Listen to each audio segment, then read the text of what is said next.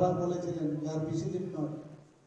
আর একজন আগরতলায় বসে এখন যিনি 6 আগরতলার বিধায়ক, বহুদিনের পুরনো, ওনার যে এক্সপিরিয়েন্স এজ এ বিধায়ক এবং বলার ঢং এবং বলার যে স্টাইল সব মিলিয়ে টিলিয়ে একদম মানে বলেইছেন যে আমাদের নাকি মাইক্রোস্কোপ দিয়ে দেখতে হবে ভারতীয় জনতা পার্টিকে, কিন্তু বুড়ি নাজারওয়ালা তারা মুখ কালা, এইরকম একটা অবস্থা হয়েছে। আমরা চলে এসেছি, আমরা যে ম্যাজিক ফিগার সেটাকে অতিক্রম করে আমরা চলে এসেছি। তো বিধানসভাতে তারপরেও মনে হয় কেন আমরা এত কাজ আমরা করলাম, আমাদের মাননীয় প্রধানমন্ত্রী জি এত কাজ করেন, আমাদের মাননীয় হোম মিনিস্টার অমিত শাহ জি এত কাজ করেন, আমাদের প্রতিটি কার্যকর্তা কাজ করেন সারাক্ষণ ধরে, তারপরেও কেন এত ভোটের জন্য আমাদের বারবার যেতে হবে। তো শান্তিবাজারে আমি সত্যি বলছি, আমি খুব খুশি শান্তিবাজারের রেজাল্ট নিয়ে। ফসকে গেল আমাদের দুটো সিট, কিন্তু আবার মানে বিলুনিয়া এবং সাবরুমের, কিন্তু এইসব কারণে এই সাংগঠনিক সভাতে এগুলো চিন্তার বিষয়। কেন আমরা হারবো? আমরা বাড়িয়েছি অনেক জায়গায়। সিপিএম বছরের পর বছর জিতেছে, সেইগুলো থেকে আমরা কিন্তু ভারতীয় জনতা পার্টির অনুকূলে আমরা বিধায়কের এসছেন, কিন্তু যেগুলো আমাদের জেতা সিট সেগুলো কেন আজকে সাস্টেন করবে না? এখানে যারা আমার পৃষ্ঠাপ্রমুখ ভাই বোনেরা আছেন, যারা বুথ প্রেসিডেন্টরা আছেন, আমাদের যারা শক্তি কেন্দ্রের ইনচার্জরা আছেন, তাদের দায়িত্ব সবচেয়ে বেশি। আমরা কিন্তু বলি কথা, কিন্তু কাজের বেলায় কিন্তু আমরা ঠিকভাবে সেইভাবে যাই না। আমরা সবসময় বলি আমার বুথ শক্তিশালী বুথ, সবকিছু কিন্তু পেমেন্ট দিয়ে হবে।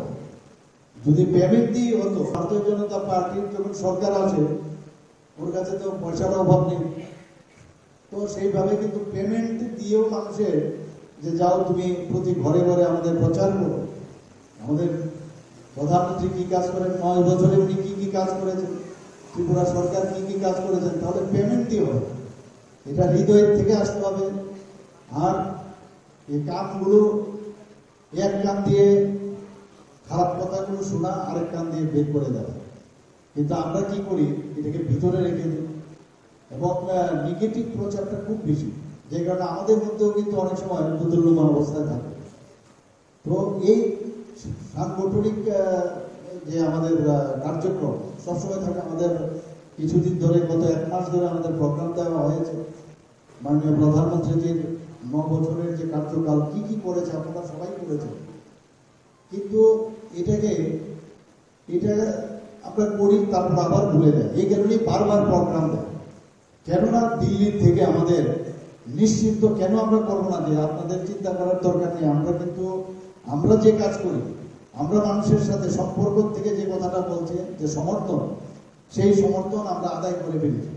কিন্তু তার জন্য যে ডেইলি নিয়মিতভাবে আমাদের পৃষ্ঠাপ্রমুখ ভাই বোনেরা যারা আছে, বুথ প্রেসিডেন্টরা যারা আছে, সেইগুলো যে মানুষের সাথে প্রতিনিয়ত যোগাযোগ রাখা, সেটা কিন্তু আমাদের হয় না। কিন্তু প্রোগ্রামের মাধ্যমে আমরা যাই, আরো বেশি করতে হবে, আরো বেশি পরিমাণ মানুষের সমর্থন হাসিল করতে হবে। আমাদের মাননীয় প্রধানমন্ত্রী নরেন্দ্র মোদীজির কারণে, আমাদের সর্বভারতীয় সভাপতি জেপি নাড্ডাজির কারণে, আমাদের হোম মিনিস্টারজি যিনি আগে আমাদের সর্বভারতীয় সভাপতি ছিলেন, ওনাদের কারণে কিন্তু আমাদের এত গার্জিয়ানদের কারণে আমরা জিতেছি, আমাদের সরকার গঠন করতে পেরেছি। কিন্তু ওনাদেরকেও আজকে এই সরকার দিল্লিতে আছে, আমরাও আছি, আমরা জানি জিতবে।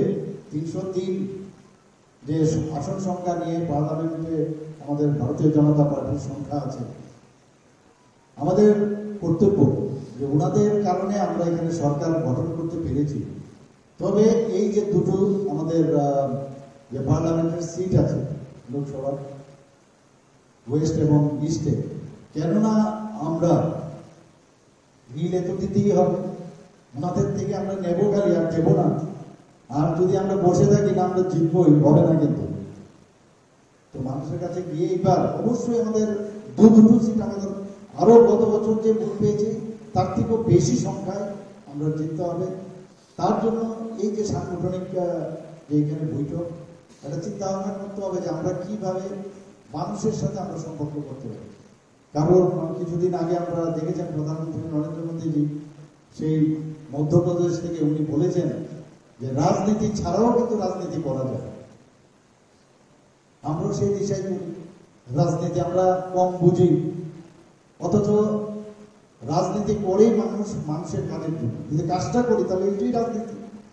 তো প্রধানমন্ত্রীজি বারবার বলছেন কারোর বাড়িতে জল যাচ্ছে না, তো সেই খবরটা আমাদের রাখা, যারা প্রতিটা বুথে যারা কার্যকর্তারা আছেন, খ্রিস্টানরা আছেন, জল যাচ্ছে না, অথচ আমরা বলছি যে 64%, 3% থেকে আমরা 64% এখন জল জীবন মিশন নল সে জলের আমরা সেই কাজটা করেছি। কিন্তু আমরা কিন্তু খবর রাখি না, খালি বলি যে নল ফিট হয়েছে কিন্তু জল আসে না।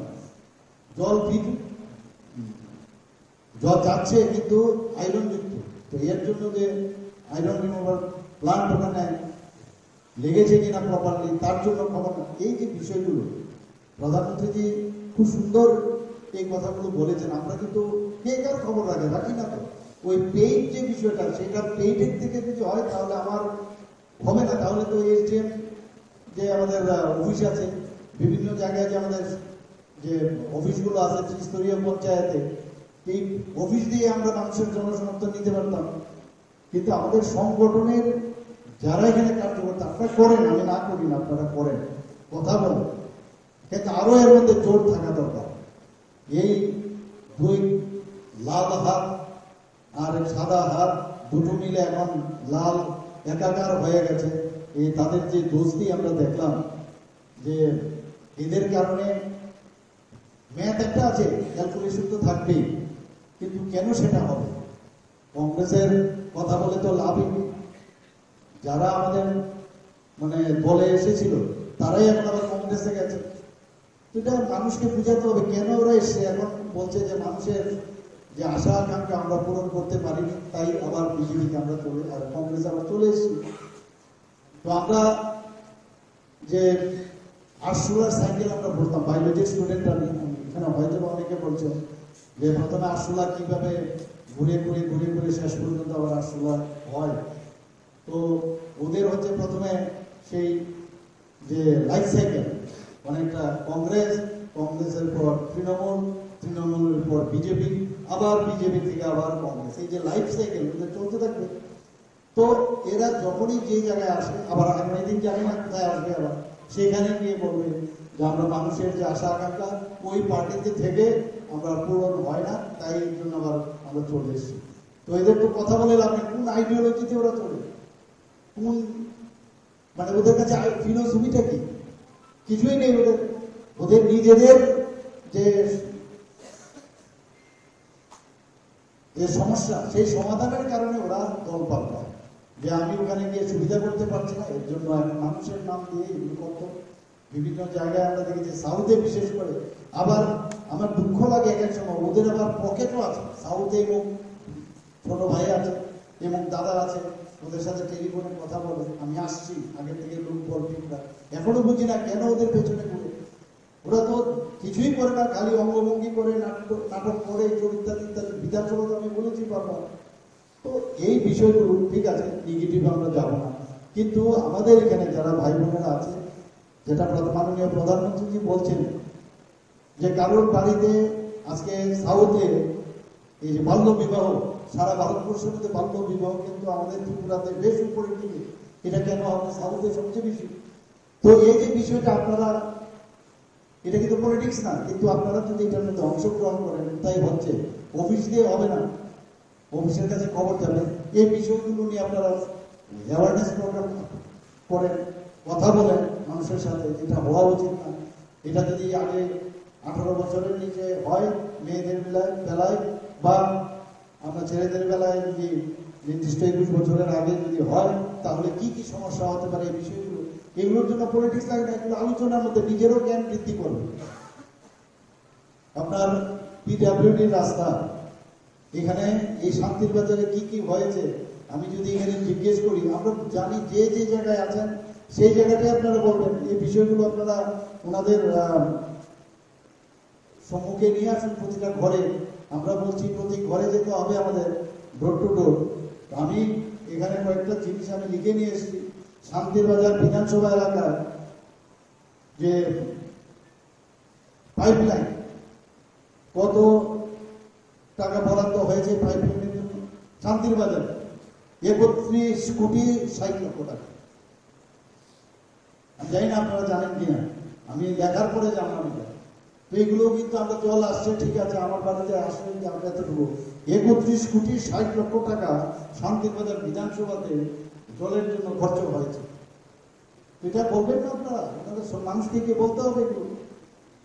শান্তিরবাজার মিউনিসিপ্যালিটি কাউন্সিল এলাকায় যে পানীয় জলের কাজ যে ভালোভাবে করার জন্য 60 লক্ষ টাকা 60 লক্ষ টাকা বরাদ্দ করা হয়েছে, যাতে এই মিউনিসিপ্যালিটির যে জল মিউনিসিপ্যালিটিতে সামাজিক ইম্পর্টেন্ট একটা। শান্তিরবাজারে যে মৎস্য মার্কেট, সেই মৎস্য মার্কেট নির্মাণ করার জন্য কত টাকা বরাদ্দ হয়েছে? 17 লক্ষ টাকা বরাদ্দ হয়েছে। শান্তিরবাজার মিউনিসিপ্যালিটি কাউন্সিলের জন্য নতুন ভবন সেই নির্মাণের জন্য কত টাকা বরাদ্দ হয়েছে? 2 কোটি 51 লক্ষ টাকা। এই সরকার তো করছে। বারবার আমি বিধানসভাতে গতকালও বলেছি, আমাদের মাননীয় বিধায়ক উনি ছিলেন, বারবার বলছি যে আমরা সবসময় মানে বলে থাকি action is better than word. আমরা ভাষণবাদীতে বেশি কমে কাজ করে তারপর আমরা খাই। এবার স্ত্রী যখন সামনে দিলাম চুপচাপ শুনলো, বলে হয়নি স্বাস্থ্য খারাপ 100% কোনোদিন সম্ভব হবে না। বেকার নেই, জল নেই, পানি নেই, খাবার নেই, কতগুলো মুখস্থ করে আছে। তো এগুলো আমরা তখনই ধরবো যখন আমরা সেগুলো আমরা জানি যে এর মধ্যে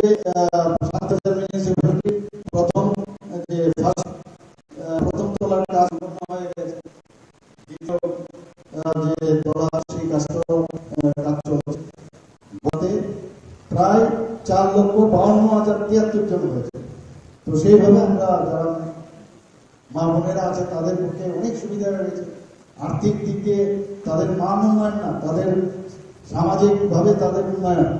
সেইভাবে আমাদের মাননীয় প্রধানমন্ত্রী যেভাবে আমাদের মার্গদর্শন করেছেন সেই দিশায় আমরা কাজ করছি। আপনারা জানেন যে স্বাস্থ্যের যেখানে প্রশ্ন, আপনাদের এখানে কিছুদিন আগে ট্রমা সেন্টার, আমি নিজে এসেছিলাম।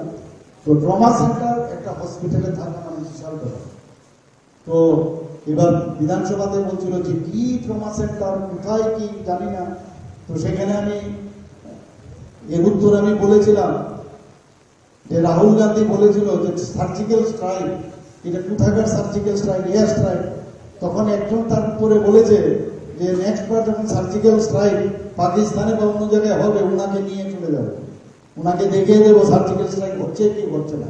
তো এইবার আমি এই কথাটাই বললাম যে কোথায় ট্রমা সেন্টার, কোথায় আমাদের এসে উদয়পুরে হচ্ছে, তো কিরকম ট্রমা সেন্টার শান্তিরবাজারে হচ্ছে। আপনাদেরকে অনুরোধ করবো আমার সাথে আসুন, দেখিয়ে নিয়ে আসবো কোথায় কিরকম হচ্ছে। তো সেইভাবে আমি উত্তর দিয়েছি ওনাদেরকে। আমাদের এখানে 7-7টা সুপার স্পেশালিটি এখন ওপিডি এবং আইপিডি চলছে আমাদের।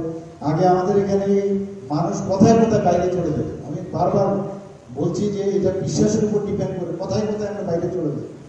তো সেটা না করে এখানে যেহেতু সুপার স্পেশালিটির ব্যবস্থা, নিউরো সার্জারি থেকে আরম্ভ করে আমাদের অনকো সার্জারি থেকে আরম্ভ করে অনকো মেডিসিন, আমাদের ইউরোলজি, সমস্ত বিভিন্ন বিষয়ে এখানে হার্ট সার্জারি হচ্ছে, এখন ওপেন হার্ট সার্জারি, সব দিক দিয়ে এখন সব অ্যাভেলেবিলিটি আছে। আরও 100% হবে সেটা কোনো অবস্থায় সম্ভব নয়, নতুন নতুন জিনিস হবে। ডেন্টাল কলেজ বহুদিনের পুরনো একটা আমাদের আশা ছিল, সেই ডেন্টাল কলেজ এখানে হচ্ছে, এই বছর থেকে শুরু হচ্ছে সেটা। দুটো মেডিকেল কলেজ, আরও ইনভেস্টর আসছে বহু জায়গার মধ্যে মেডিকেল কলেজ করার জন্য। এটা অবাক হওয়ার কিছু না, কোনো একদিন হয়তো এরকমও দেখবেন যে শান্তিরবাজার বা সাউথ একটা মেডিকেল কলেজ হয়ে গেছে। আমরা চাই যে আস্তে আস্তে করে সব জায়গায় সব যেসব বেনিফিশিয়ারি ঠিক আছে এগুলো আমরা দিয়েই থাকি, আমাদের সেন্ট্রালের বেনিফিশিয়ারি আমাদের স্টেটের, কিন্তু এইগুলো আমরা দেখি ইনফ্রাস্ট্রাকচার যাতে ডেভেলপমেন্ট হয়। আমরা 1 বছরের বাজেট দিই, 1 বছরের বাজেটে এই 27,600 যে টাকা, সেটা আমাদের 1 বছরের বাজেট সবকিছু 1 বছরের মধ্যে সব হয়ে যাবে সেটা তো কোনো অবস্থায় মানে ভাববার অবকাশ নেই। এটা 1 বছরের পরে সেকেন্ডবার আমরা যে জায়গাগুলো আমরা মানে হাত দিইনি সেগুলোতে আবার করবো, তো সেইগুলো বুঝতে হবে। আমি আপনাদের কাছে একটা সত্যি কথা বলতে কি, গতকাল আমার কাছে একটা নতুন অভিজ্ঞতা হয়েছে কাঠ মৌসুমে। আমি সেখানে রেখেছি যে কাঠ মৌসুমে কি আমরা যে বাজেট রাখলাম সেই বাজেটের মধ্যে ওনারা কি বলবেন শুনুন তো, বিরোধী দলেরা যে এই বাজেট থেকে 1 টাকা কমিয়ে দেবে বা 200 টাকা কমিয়ে দেবে।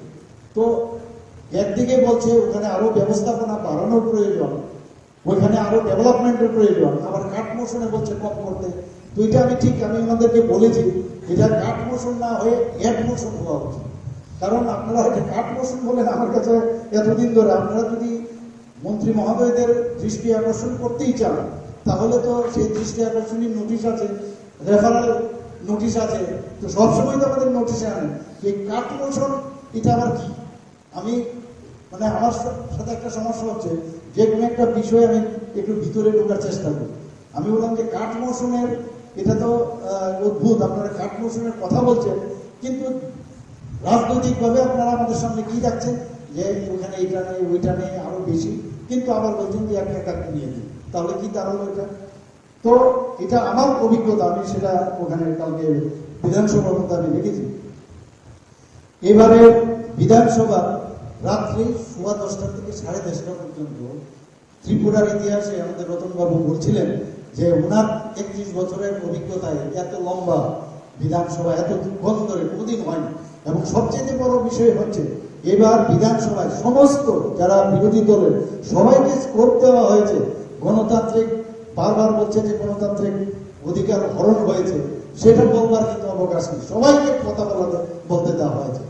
কিন্তু মাঝে মাঝে ইরেলেভেন্ট টপিক হয়েছে, ওখানে হবে বহুদিনের পুরনো অভ্যাস। এবং সারা ভারতবর্ষের মধ্যে এবার আমাদের যে বাজেট অধিবেশন হয়েছে এই নিয়ে বিভিন্ন চর্চা হচ্ছে যে এত সুন্দরভাবে কি করে হবে। কিন্তু আপনারা জানেন এটা ইস্যু নিয়ে কিভাবে ওরা এগুলো আপনারা বলবেন না, এগুলো এটা বিধানসভাকে মানে ত্রিপুরার বিধানসভার ইতিহাসে এটা কলঙ্কজনক একটা অধ্যায় রচিত করেছিল। র্যাম্প, আমরা র্যাম্প আপনারা দেখেছেন, ছেলে আর মেয়ে হাটে যারা কাজ করছিল, আমি ওদের জন্য করোনা হচ্ছিল, যারা কাজ করছিল সেই টেবিলের মধ্যে উঠে ওরা র্যাম্পের মধ্যে একবার এদিকে যাচ্ছে এদিকে আসছে, মানে অধ্যক্ষকে সেই কাগজ ছুঁড়ে মারছে। অদ্ভুত, তুমি জনপ্রতিনিধি, তোমার ঠিক আছে, তোমার অধিকার আছে, গণতন্ত্র অধিকারে, তারও একটা নিয়মাবলী আছে। তো আমরা যখন 5 জনকে আমাদের যে 330 যে রুলস আছে সেই কারণে আমি আমাদের সেই স্পিকার মহোদয়কে বললাম যে ওনাদেরকে আপনার বহিষ্কার করলাম। পরবর্তী সময় বললাম যে না, ওনাদেরকে আবার নিয়ে আসুন। তো আসার পরে আবার কি দেখলাম, সে একই, এবং যিনি এইসব কাজ করেছেন সে তো আগেও এগুলো কাজ করতেন। এখানে যে মানদণ্ড বা এই যে আইনদণ্ড সেটাকে নিয়ে উনি এর আগেও ছুটে পালিয়েছিলেন, কিন্তু কথায় কথায় বাইরে গিয়ে বলবে যে আমি জনসাধারণের জন্য কথা বলতে চাই, কিন্তু আমাকে কথা বলার সুযোগ দেয়নি। আরে আপনার তো বলবার জন্য আর এইসব কর্মকাণ্ড সারা জীবনই করে এসছেন, কিন্তু এবার যে কারণে আবার সেই 330 যে আমাদের যে বিধানসভার যে রুলস সেটাকে ব্যবহার করে ওনাকে এই সেশন থেকে পার করবে। তো এইবার খুব মজার বিষয় হয়েছে, এর আগে উনি যখন বেরিয়ে গেছেন সবাই কিন্তু বয়কট করলো, কিন্তু এইবারের একটা মজার বিষয় হলো উনি যখন বেরিয়েছেন সেটা উনি একাই বেরিয়েছেন, ওনার নিজের দলের লোকও বেরোয়। তো সেই শোলের যে একটা পিকচার আপনারা নিশ্চয়ই অনেকে দেখেছেন, যে শোলের মধ্যে আসরানি যখন সেই জেলের মধ্যে বলছিলেন যে হল্ট, আধা বায়ে আর আধা ডাইনে আর বাকি সব মেরা পিছে, তো এমনই অবস্থা হয়েছে। তো কেউ আপনার বায়ে আর ডানে সবাই তো চলে গেছে, তো মাঝখানে উনি একা চলে গেলেন। তো এই দৃশ্যটা ওনার সাথে আমি রিলেট করলাম আর কি। তো এইভাবে উনি সবসময় করে এসছেন খুব শান্তিপূর্ণভাবে। বাকি 3টা দিন আমরা খুব ভালোভাবে সেখানে আমাদের অধিবেশন চলেছে এবং সবাই খুব এনজয়ও করেছে এবং তাদের কথাগুলো মানুষের স্বার্থে সেই কথাগুলো বলেছে, আমরাও শুনেছি, আমরা নোট ডাউনও করেছি এবং নিশ্চয়ই এই কথাগুলো আমরা ওখানে বলেছি যে গণতান্ত্রিক পদ্ধতিতে ত্রিপুরার ইতিহাসে আমরা রচনা করেছি যে কোনো জায়গায় কোনো রকম যে এইভাবে একটা ইলেকশন হতে পারে এবারের গত যে বিধানসভার ইলেকশনে, সেটা কিন্তু এটাও একটা ইতিহাস হয়ে থাকবে, সেটা আমরা দেখিয়েছি, ওনারা স্বীকারও করেছেন। তো পরবর্তী সময়ে যেটা হয়েছে, ওনাদের সেই ইঙ্গিতের কারণেই দু চারটে ঘটনা এদিক সেদিক হয়েছে, কিন্তু আমরা বারবার বলেছি আমরা এগুলো আমরা কোনো সময় মানি না। এখানে শান্তির বাজারে যারা আছেন, আমি বারবার বলবো, অনেক সময় অনেক কথা আসে, আমাদের অনেক দূর যেতে হবে, এমন কাজ করবো না যে কাজটা আমাদের কোনোদিন ক্ষমা করবে না। আপনাদের কাছে প্লিজ, আপনাদের কাছে বলছি, যারা বক্রপথে চলে তাদের কোনোদিন আপনারা সাহায্য করবেন না, আর ওনাদের ভয় পাওয়ার কোনো কারণ নেই। মানুষ এগুলো দেখে, মানুষ এগুলো দেখে, এবং এগুলো একজন বা দু চারজন মিলে এই এই পার্টিকে বদনাম করার চেষ্টা করে। অনেকে মনে করে, আমি অনেক জায়গায় বলেছি যে আপনার নোট আপনার বাড়বে, আপনার নোট বাড়বে, পকেটে বাড়বে, কিন্তু আমাদের ভারতীয় জনতা পার্টির ভোট কিন্তু কমে যাবে। Please don't do it. এবং সেটা কোনো অবস্থায় আমরা মান্যতা দিই না। বহুদিনের এই 35 বছর এবং 5 বছরের যে গভর্নমেন্ট ছিল জোটানো, এগুলো একটা কালচার এতদিন ধরে বিধানসভার মতো আমরা চেষ্টা করছি কালচারটাকে চেঞ্জ করার জন্য, এবং হচ্ছে। তো সেই কালচারে মানুষ দেখছে, মানুষ সব বুঝে, জনতার জনার্দন আমরা বলি। তো এই বিষয়গুলো মানুষ যখন দেখবে যে না, ভারতীয় জনতা পার্টি এখানে কার্যকর্তারা, আজকে আপনারা সবাই যে মাথায় টুপিটা দিয়ে বসেছেন, সেগুলো কিন্তু এমনিতে হয় না, কিন্তু এটা মনের সাথে মনের তাড়নায় যে আমি একটা আদর্শ নিয়ে বাঁচি, পণ্ডিত দীনদয়ালজিকে সামনে রেখে আমরা চলি। আমরা সবসময় যে অন্তিম ব্যক্তির কথা বলি, একাত্মক মানববাদের কথা বলি, ডক্টর শ্যামাপ্রসাদ মুখার্জির কথা শুনে আমরা কাজ করি, ভারত মাতার কথা শুনে। এই ভিতরে যখন সেই জ্বালাটা না আসবে, ততক্ষণ ধরে কিন্তু ওই ভূতের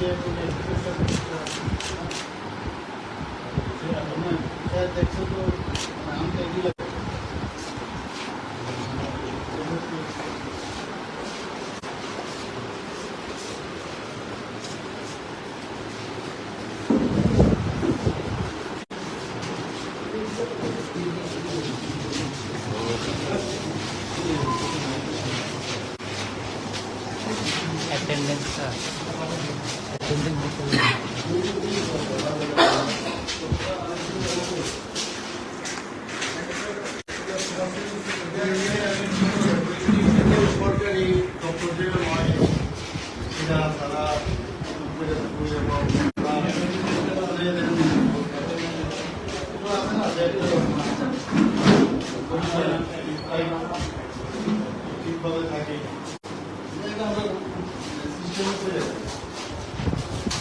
নিজের মনে করতে নাই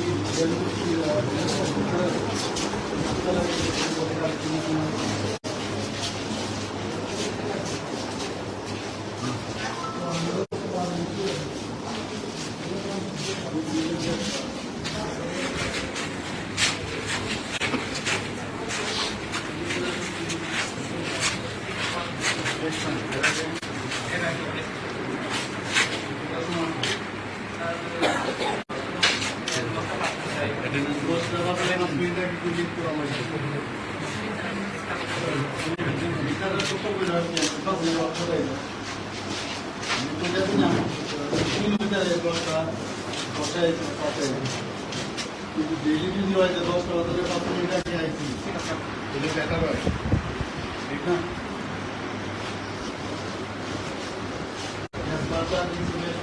সব খাওয়া হয় তো মানুষের হ্যাঁ স্যার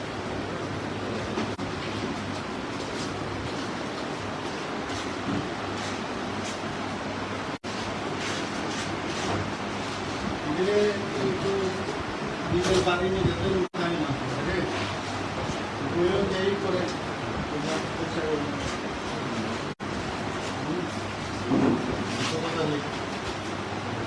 বাকিরা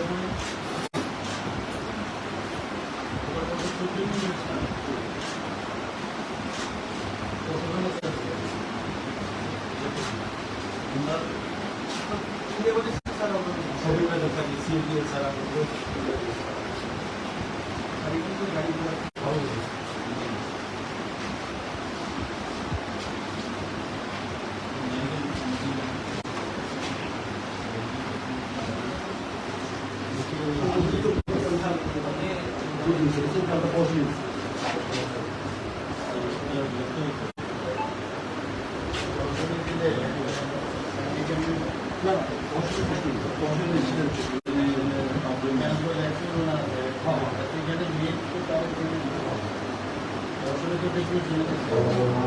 ডেপুটেশন লাগবে আমরা কোনো প্রশ্নগুলো করছি প্রশ্নগুলো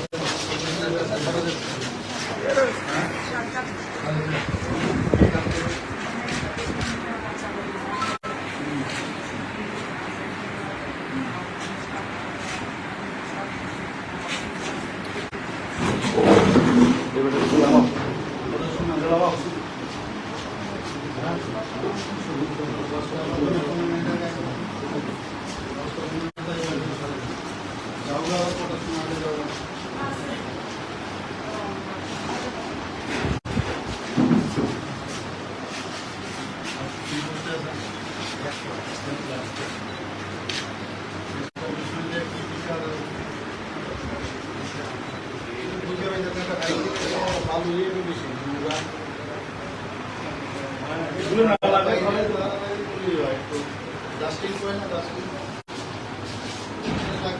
কি অবস্থা ফোন করে কেমন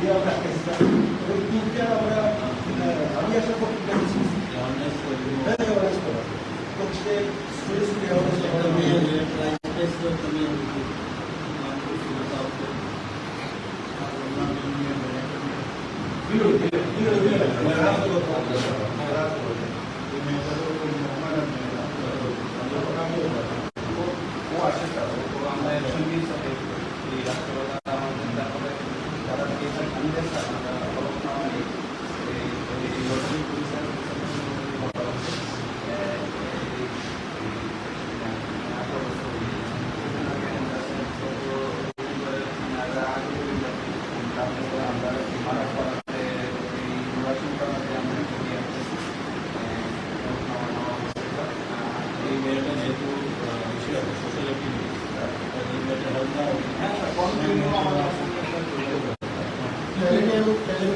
গভর্নমেন্ট উঠেছে এটা থেকে একটু বাইরে যত্ন রাখেন তিনি পরিষ্কার করে লোক আছে পরিষ্কার পরিচ্ছন্নতা যাতে সরকারি মানুষ তাড়াতাড়ি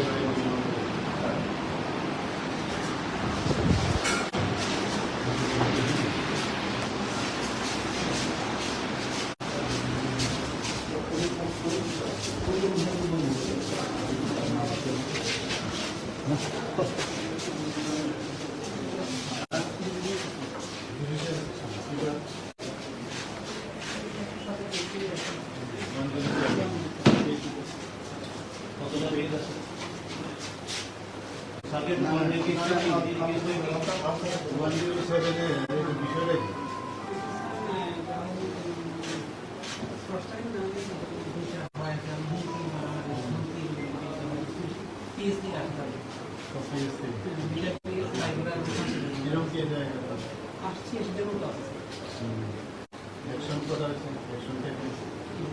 না না একটা মনে দেখাই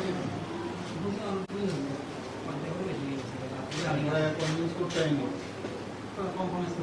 না আবার হয় না যে হয় না যে এটারে আপনি বেশি গুরুত্ব দিন না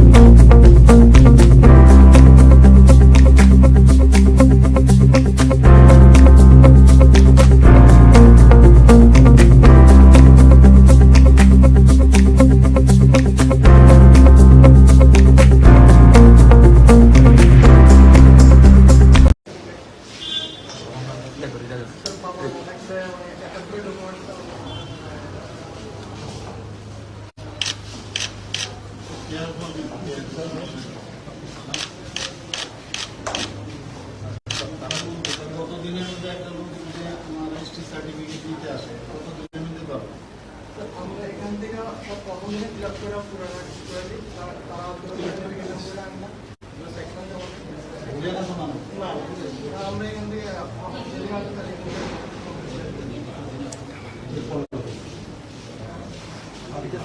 আমরা 3 মাস আগে মনে শুরু করতে হবে হ্যাঁ হেল্প করবো কম্পিউটার আসতে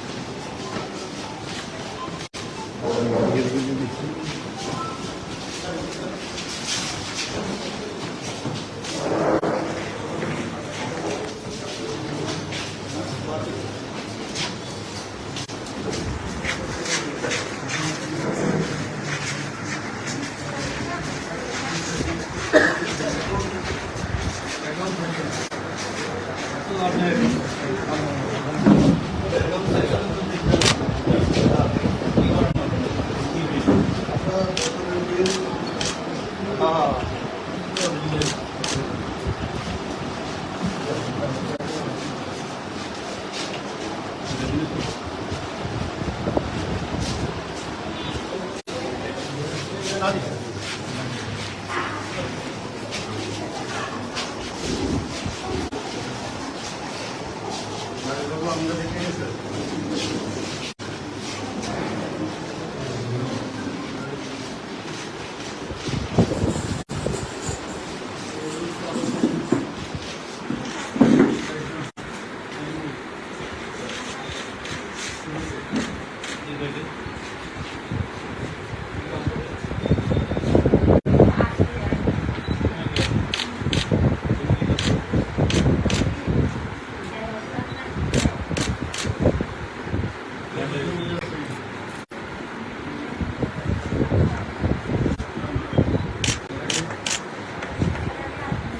কল্যাণপুর থানা স্টাফ নিয়ে আসে এখানে এবং ডেড বডি রিকভার করে।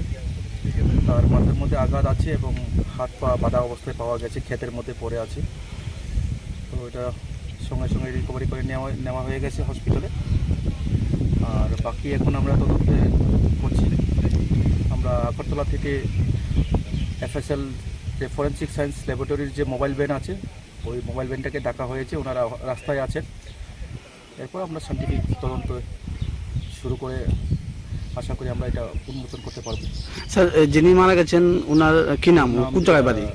বিরেশ দেববর্মা, বয়স উনি কত 24-25 হবে।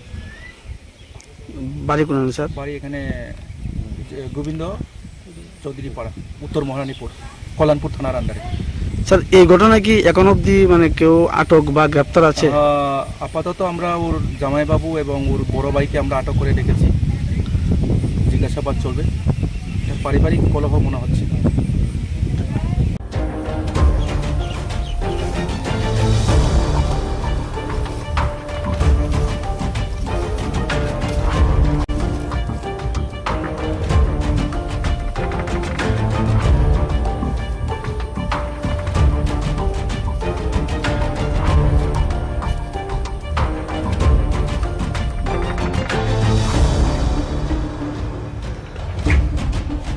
ঘটনা তো ভোরবেলা খবর পাওয়া গেছে, পুলিশের কাছে খবর আসে যে একটা ডেড বডি মৃতদেহ পড়ে আছে।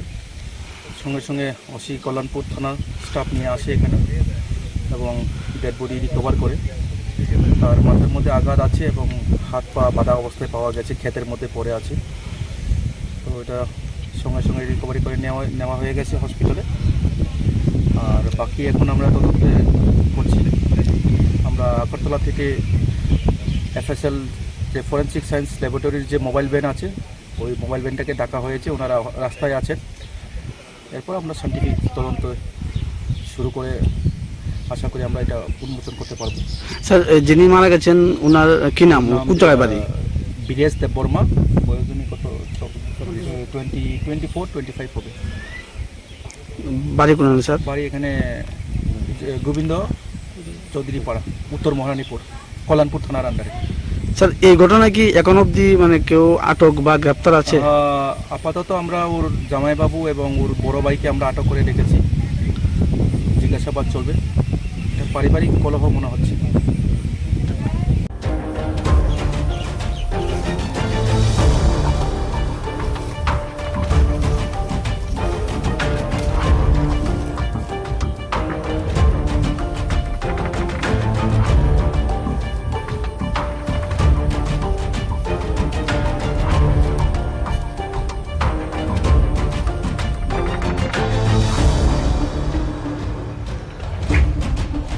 ঘটনা তো ভোরবেলা খবর পাওয়া গেছে, পুলিশের কাছে খবর আসে যে একটা ডেড বডি মৃতদেহ পড়ে আছে। সঙ্গে সঙ্গে ওসি কল্যাণপুর থানার স্টাফ নিয়ে আসে এখানে এবং ডেড বডি রিকভার করে। তার মাথার মধ্যে আঘাত আছে এবং হাত পা বাঁধা অবস্থায় পাওয়া গেছে, ক্ষেতের মধ্যে পড়ে আছে। তো এটা সঙ্গে সঙ্গে রিকভারি করে নেওয়া হয়ে গেছে হসপিটালে। আর বাকি এখন আমরা তদন্তে করছি। আমরা আগরতলা থেকে FSL যে ফরেন্সিক সায়েন্স ল্যাবরেটরির যে মোবাইল ভ্যান আছে, ওই মোবাইল ভ্যানটাকে ডাকা হয়েছে, ওনারা রাস্তায় আছেন। এরপর আমরা সায়েন্টিফিক তদন্ত শুরু করে আশা করি আমরা এটা উন্মোচন করতে পারবো। স্যার, যিনি মারা গেছেন ওনার কি নাম, কোন জায়গায় বাড়ি? বিরেশ দেববর্মা, বয়স উনি কত 24-25 হবে। বাড়ি কোন স্যার? বাড়ি এখানে গোবিন্দ চৌধুরী পাড়া, উত্তর মহারানীপুর, কল্যাণপুর থানার আন্ডারে। স্যার এই ঘটনায় কি এখন অবধি মানে কেউ আটক বা গ্রেপ্তার আছে? আপাতত আমরা ওর জামাইবাবু এবং ওর বড় ভাইকে আমরা আটক করে রেখেছি, জিজ্ঞাসাবাদ চলবে। এটা পারিবারিক কলহ মনে হচ্ছে।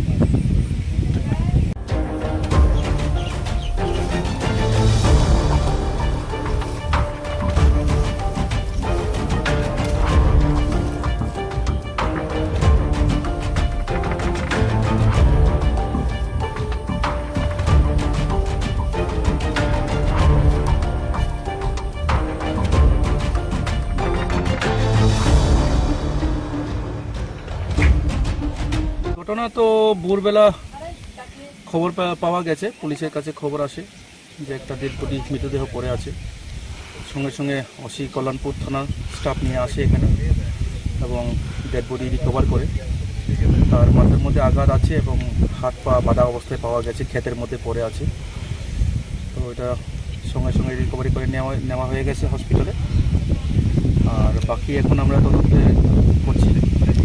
আমরা আগরতলা থেকে FSL যে ফরেন্সিক সায়েন্স ল্যাবরেটরির যে মোবাইল ভ্যান আছে, ওই মোবাইল ভ্যানটাকে ডাকা হয়েছে, ওনারা রাস্তায় আছেন। এরপর আমরা সায়েন্টিফিক তদন্ত শুরু করে আশা করি আমরা এটা উন্মোচন করতে পারবো। স্যার যিনি মারা গেছেন ওনার কি নাম, কোন জায়গায় বাড়ি? বিরেশ দেব বর্মা, বয়সজনী কত 24-25 হবে। বাড়ি কোন স্যার? বাড়ি এখানে গোবিন্দ চৌধুরী পাড়া, উত্তর মহারানীপুর, কল্যাণপুর থানার আন্ডারে। স্যার এই ঘটনায় কি এখন অবধি মানে কেউ আটক বা গ্রেপ্তার আছে? আপাতত আমরা ওর জামাইবাবু এবং ওর বড় ভাইকে আমরা আটক করে রেখেছি, জিজ্ঞাসাবাদ চলবে। এটা পারিবারিক কলহ মনে হচ্ছে।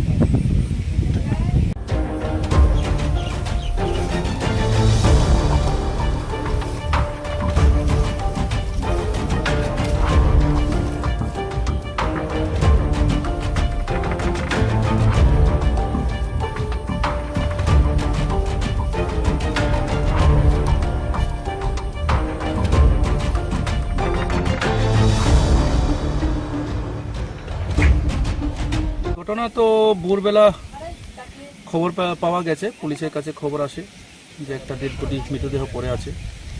সঙ্গে সঙ্গে অসি কল্যাণপুর থানার স্টাফ নিয়ে আসে এখানে এবং ডেড বডি রিকভার করে। তার মাথার মধ্যে আঘাত আছে এবং হাত পা বাঁধা অবস্থায় পাওয়া গেছে, ক্ষেতের মধ্যে পড়ে আছে।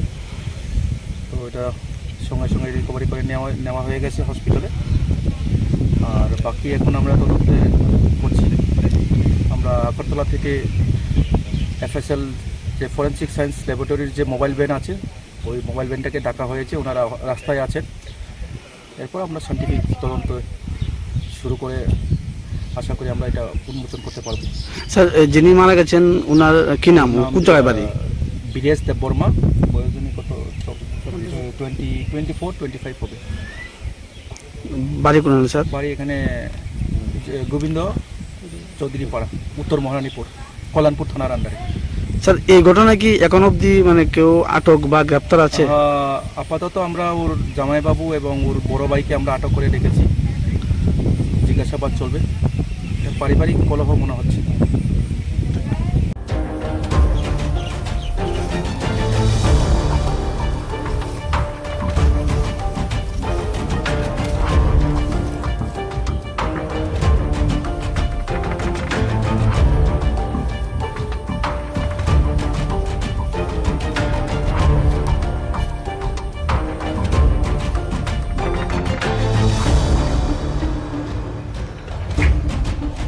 ঘটনা তো ভোরবেলা খবর পাওয়া গেছে, পুলিশের কাছে খবর আসে যে একটা ডেড বডি মৃতদেহ পড়ে আছে। সঙ্গে সঙ্গে অসি কল্যাণপুর থানার স্টাফ নিয়ে আসে এখানে এবং ডেড বডি রিকভার করে। তার মাথার মধ্যে আঘাত আছে এবং হাত পা বাঁধা অবস্থায় পাওয়া গেছে, ক্ষেতের মধ্যে পড়ে আছে। তো এটা সঙ্গে সঙ্গে রিকভারি করে নেওয়া হয়ে গেছে হসপিটালে। আর বাকি এখন আমরা তদন্তে করছি। আমরা আগরতলা থেকে FSL যে ফরেন্সিক সায়েন্স ল্যাবরেটরির যে মোবাইল ভ্যান আছে, ওই মোবাইল ভ্যানটাকে ডাকা হয়েছে, ওনারা রাস্তায় আছেন। এরপর আমরা সায়েন্টিফিক তদন্ত শুরু করে আশা করি আমরা এটা উন্মোচন করতে পারবো। স্যার যিনি মারা গেছেন ওনার কি নাম, কোন জায়গায় বাড়ি? বিদেশ দেববর্মা, বয়স উনি কত 24-25 হবে। বাড়ি কোন স্যার? বাড়ি এখানে গোবিন্দ চৌধুরী পাড়া, উত্তর মহারানীপুর, কল্যাণপুর থানার আন্ডারে। স্যার এই ঘটনায় কি এখন অবধি মানে কেউ আটক বা গ্রেপ্তার আছে? আপাতত আমরা ওর জামাইবাবু এবং ওর বড় ভাইকে আমরা আটক করে রেখেছি, জিজ্ঞাসাবাদ চলবে। এটা পারিবারিক কলহ মনে হচ্ছে।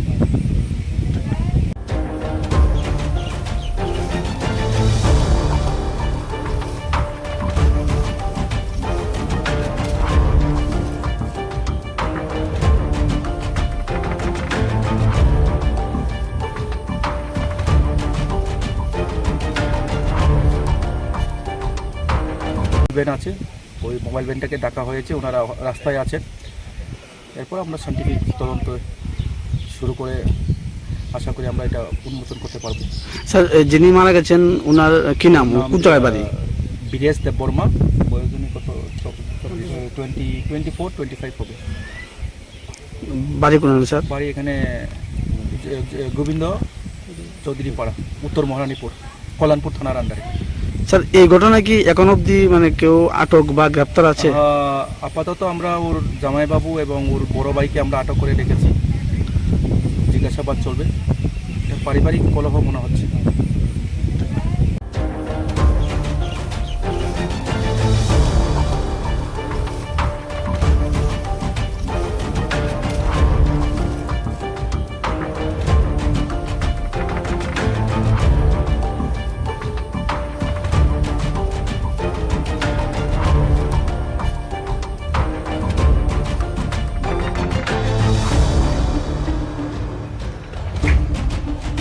ঘটনা তো ভোরবেলা খবর পাওয়া গেছে, পুলিশের কাছে খবর আসে যে একটা ডেড বডি মৃতদেহ পড়ে আছে।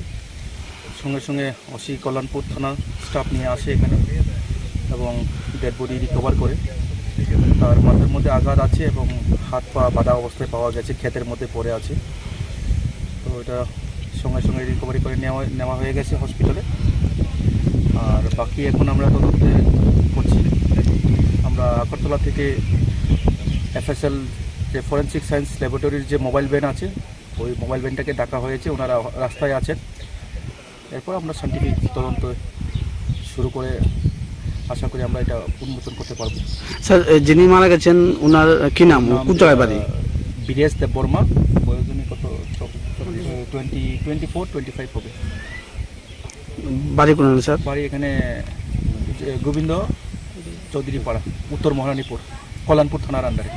স্যার এই ঘটনায় কি এখন অবধি মানে কেউ আটক বা গ্রেপ্তার আছে? আপাতত আমরা ওর জামাইবাবু এবং ওর বড় ভাইকে আমরা আটক করে রেখেছি, জিজ্ঞাসাবাদ চলবে। এটা পারিবারিক কলহ মনে হচ্ছে।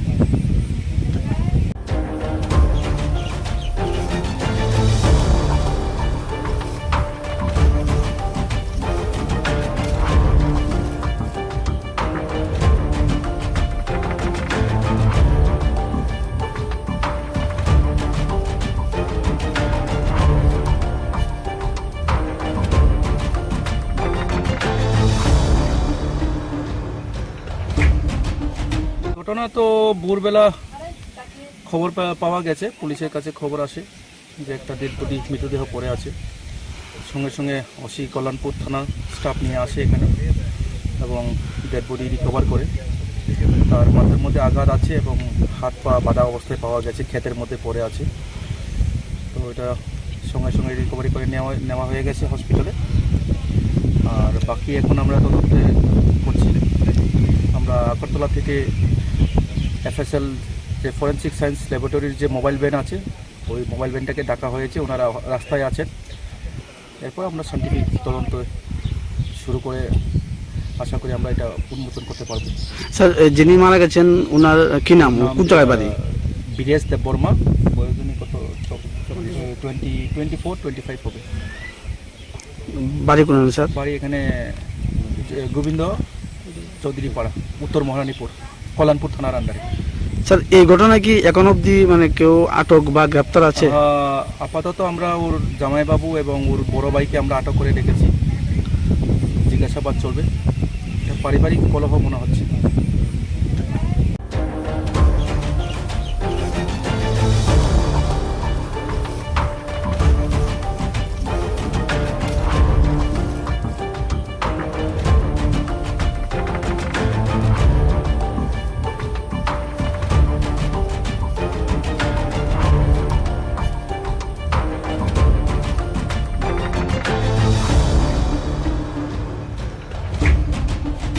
ঘটনা তো ভোরবেলা খবর পাওয়া গেছে, পুলিশের কাছে খবর আসে যে একটা ডেড বডি মৃতদেহ পড়ে আছে।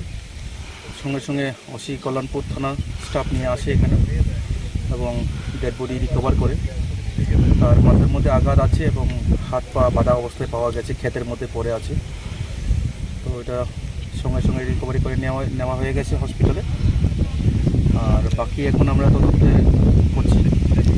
আমরা আগরতলা থেকে FSL যে ফরেন্সিক সায়েন্স ল্যাবরেটরির যে মোবাইল ভ্যান আছে, ওই মোবাইল ভ্যানটাকে ডাকা হয়েছে, ওনারা রাস্তায় আছেন। এরপর আমরা সায়েন্টিফিক তদন্ত শুরু করে আশা করি আমরা এটা উন্মোচন করতে পারবো। স্যার, যিনি মারা গেছেন ওনার কি নাম, কোন জায়গায় বাড়ি? বিদেশ দেববর্মা, বয়স কত 24-25 হবে। বাড়ি কোন স্যার? বাড়ি এখানে গোবিন্দ চৌধুরী পাড়া, উত্তর মহারানীপুর, কল্যাণপুর থানার আন্ডারে। স্যার, এই ঘটনায় কি এখন অবধি মানে কেউ আটক বা গ্রেপ্তার আছে? আপাতত আমরা ওর জামাইবাবু এবং ওর বড় ভাইকে আমরা আটক করে রেখেছি, জিজ্ঞাসাবাদ চলবে। এটা পারিবারিক কলহ মনে হচ্ছে।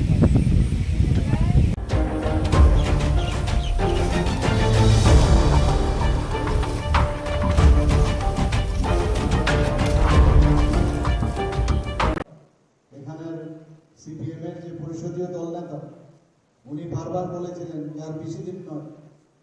আর একজন আগরতলায় বসে এখন যিনি 6 আগরতলার বিধায়ক, বহুদিনের পুরনো, ওনার যে এক্সপিরিয়েন্স এজ এ বিধায়ক এবং বলার ঢং এবং বলার যে স্টাইল, সব মিলিয়ে টিলিয়ে একদম মানে বলেইছেন যে আমাদের নাকি মাইক্রোস্কোপ দিয়ে দেখতে হবে ভারতীয় জনতা পার্টিকে, কিন্তু বুড়ি নাজারওয়ালা তারা মুখ কালা, এরকম একটা অবস্থা হয়েছে। আমরা চলে এসেছি, আমরা ম্যাজিক ফিগার সেটাকে অতিক্রম করে আমরা চলে এসেছি। তো বিধানসভাতে তারপরেও মনে হয় কেন আমরা এত কাজ আমরা করলাম। আমাদের মাননীয় প্রধানমন্ত্রী যে এত কাজ করেন, আমাদের মাননীয় হোম মিনিস্টার অমিত শাহ যে এত কাজ করেন, আমাদের প্রতিটি কার্যকর্তা কাজ করেন সারাক্ষণ ধরে, তারপরেও কেন এত ভোটের জন্য আমাদের বারবার যেতে হবে। তো শান্তিবাজারে আমি সত্যি বলছি, আমি খুব খুশি শান্তিবাজারের রেজাল্ট নিয়ে।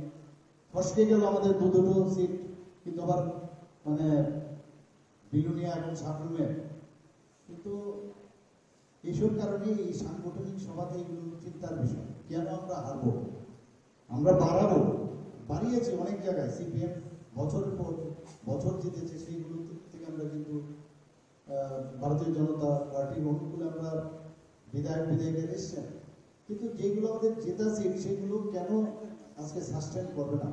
এখানে যারা আমার খ্রিস্টান ভাই বোনেরা আছেন, যারা বুথ প্রেসিডেন্টরা আছেন, আমাদের যারা শক্তি কেন্দ্রের ইনচার্জরা আছেন, তাদের দায়িত্ব সবচেয়ে বেশি। আমরা কিন্তু বলি কথা, কিন্তু কাজের বেলায় কিন্তু আমরা ঠিকভাবে সেইভাবে করে যাই না। আমরা সবসময় বলি আমার বুথ শক্তিশালী বুথ, সবকিছু কিন্তু পেমেন্ট দিয়ে হবে। যদি পেমেন্ট দিয়ে হতো তাহলে ভারতীয় জনতা পার্টির যখন সরকার আছে, ওর কাছে তো পয়সার অভাব নেই। তো সেইভাবে কিন্তু পেমেন্ট দিয়েও মানুষের যে যাও তুমি প্রতি ঘরে ঘরে আমাদের প্রচার করো, আমাদের প্রধানমন্ত্রী কি কাজ করেন, 9 বছরে উনি কি কি কাজ করেছেন, ত্রিপুরা সরকার কি কি কাজ করেছেন, তাহলে পেমেন্ট দিয়ে হবে। এটা হৃদয়ের থেকে আসতে হবে। আর এই কামগুলো এক কান দিয়ে খারাপ কথাগুলো শোনা, আরেক কান দিয়ে বের করে দেওয়া। কিন্তু আমরা কি করি, এটাকে ভিতরে রেখে দিই এবং নেগেটিভ প্রচারটা খুব বেশি, যে কারণে আমাদের মধ্যেও কিন্তু অনেক সময় দুর্দুল্যমান অবস্থায় থাকে। তো এই সাংগঠনিক যে আমাদের কার্যক্রম সবসময় থাকে। আমাদের কিছুদিন ধরে, গত 1 মাস ধরে আমাদের প্রোগ্রাম দেওয়া হয়েছে। মাননীয় প্রধানমন্ত্রীজির 9 বছরের যে কার্যকাল কি কি করেছে আপনারা সবাই করেছেন, কিন্তু এটা আমরা করি তারপর আবার ভুলে যাই। এই কারণেই বারবার প্রোগ্রাম দেয়। কেননা দিল্লি থেকে আমাদের নিশ্চিন্ত কেন আমরা করবো না, যে আপনাদের চিন্তা করার দরকার নেই। আমরা যে কাজ করি, আমরা মানুষের সাথে সম্পর্ক ওয়েস্ট এবং ইস্টে, কেননা আমরা রিলে তো দিতেই হবে। ওনাদের থেকে আমরা নেবো খালি আর দেবো না। আর যদি আমরা বসে থাকি না আমরা জিতবই, হবে না কিন্তু। তো মানুষের কাছে গিয়ে এবার অবশ্যই আমাদের দুটো সিট আমাদের আরো গত বছর যে ভোট পেয়েছি তার থেকেও বেশি সংখ্যায় আমরা জিততে হবে।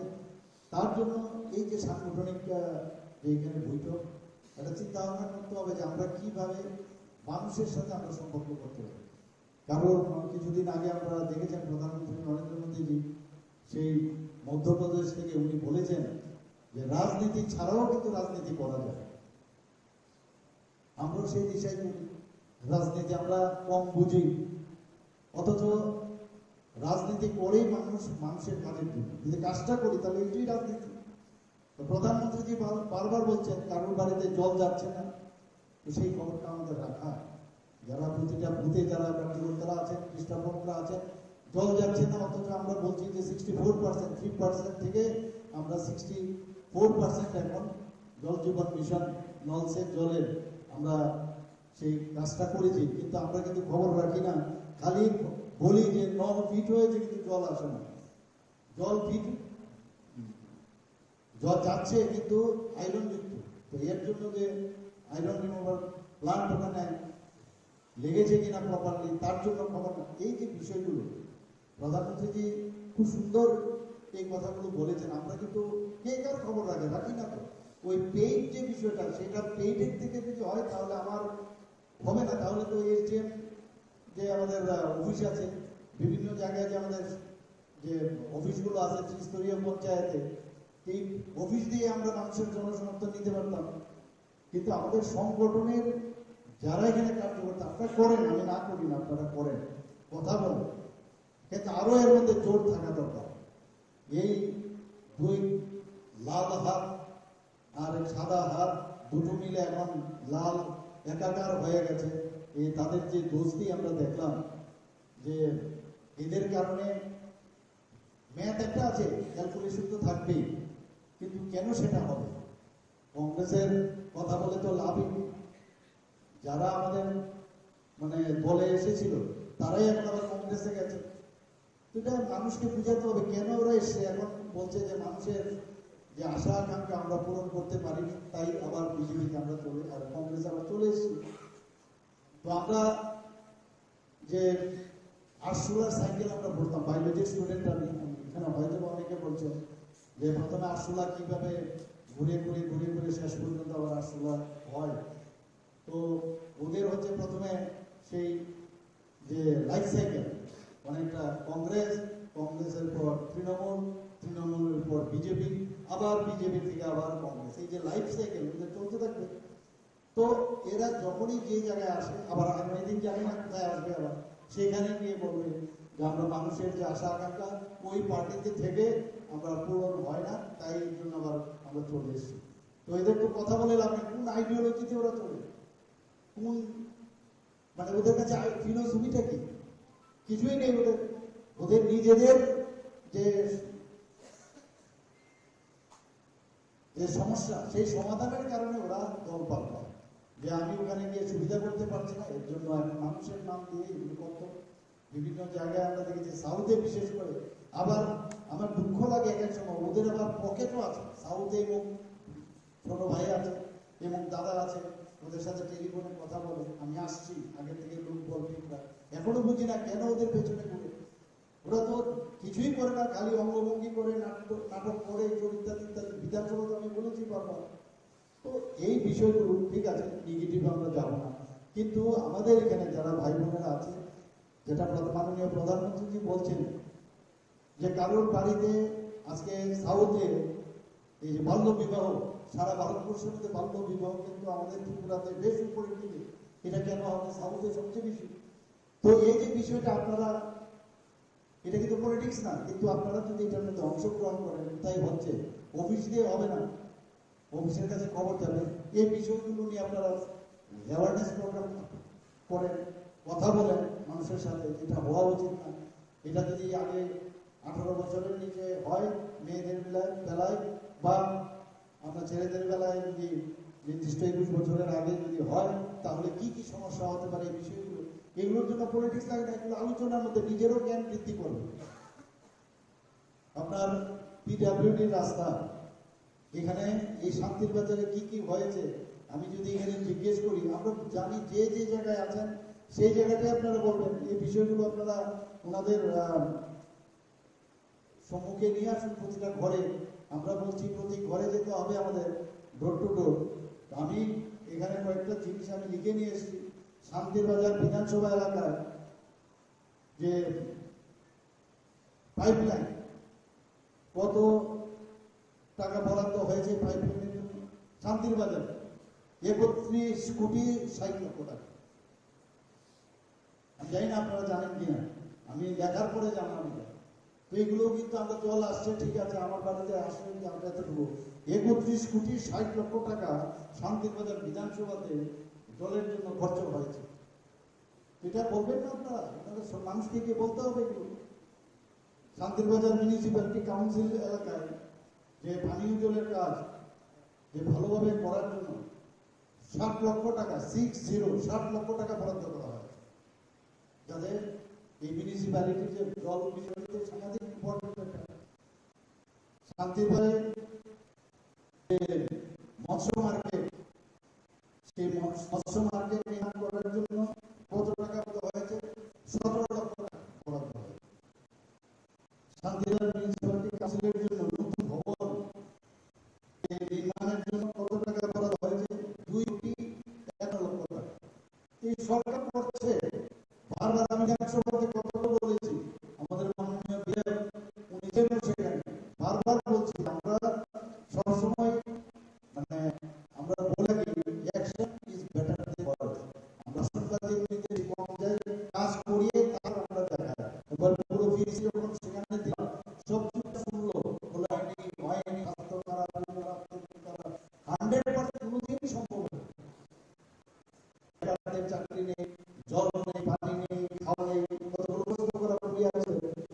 এগুলোর উত্তর আমরা কখনোই দিতে পারবো না। আমরা এই বিষয়গুলো জানি যে শান্তির বাজার প্রথমবার কাজ সম্পন্ন হয়েছে, দ্বিতীয় যে বলা আছে সেই কাজও চলছে। বড়গাঁওয়ের অন্তর্গত মহিন পাড়ায় যে অর্গানিক মাছ বাজার করা হয়েছে, তার জন্য কত খরচ হয়েছে? প্রায় 1.5 কোটি টাকা। 1.5 কোটি টাকা খরচ হয়েছে। এই বিধানসভায় প্রায় 6 কিলোমিটার দীর্ঘ রাস্তা নির্মাণ কাজ চলছে। এর জন্য কত খরচ হয়েছে? 1 কোটি 17 লক্ষ টাকা। অত্যাধুনিক সুবিধাযুক্ত কমিউনিটি হল নির্মাণের কাজ চলছে, এর জন্য বরাদ্দ হয়েছে 19 লক্ষ টাকা। শান্তিবাজারে যে কমিউনিটি শৌচালয় নির্মাণ করা হয়েছে, এর জন্য খরচ হয়েছে 12 লক্ষ টাকা। সেই সঙ্গে বিশিষ্ট যে পাবলিক শৌচালয় নির্মাণ করা হয়েছে, তার প্রায় 30 লক্ষ টাকা খরচ হয়েছে। প্রায় 2 কোটি 29 লক্ষ টাকা খরচ করে শান্তির বাজার যে গ্রামীণ মার্কেট সেই যে কাজ সেটাও চলছে। তো তাই নয়, প্রায় 42 লক্ষ টাকা খরচ করে বড়হাতে গ্রাম পড়ে কৃষক অ্যাডভাইস সেন্টার নির্মাণ করা হয়েছে, যাতে খুব দ্রুত বড়হাতে একটি গ্রামীণ জ্ঞান কেন্দ্র স্থাপনা যা ওয়ার্ক অর্ডারের মধ্যেই তৈরি হয়ে গেছে। এর জন্য করা হয়েছে প্রায় 75 লক্ষ টাকা। মনু এবং করার জন্য প্রায় 44 লক্ষ টাকা খরচ করে পানীয় জলের যে উৎস সেটা তৈরি করার চলছে। কসবা বাজারের পদ্মডেবা এলাকায় আনন্দ টিলা এলাকা পর্যন্ত যে রাস্তা করা হয়েছে, তাতে খরচ হয়েছে প্রায় 30 লক্ষ টাকা। পাতিখালপাড়া থেকে আন্দোলন প্রায় 8 কিলোমিটার রাস্তা এবং বক্স টাওয়ার যে নির্মাণের খরচ হয়েছে প্রায় 43 লক্ষ টাকা। তো এইভাবে কিন্তু শান্তির বাজারে বললাম যে এখানে যে ত্রিপুরাতে আমরা এইভাবে প্রধানমন্ত্রী সংসদের উন্নয়নে আমাদের আদর্শ, উন্নয়ন ছাড়ার কথা হবে না। তো এটা আমি রূপরেখা আমাদের সামনে তুলে দেবো এবং এইবার আরো অনেক কিছু বাজেটের মধ্যে রেখেছি। আমাদের মাননীয় বিধায়ক এই কথাটা বলেছেন, প্রায় 27,654 কোটি টাকা আমরা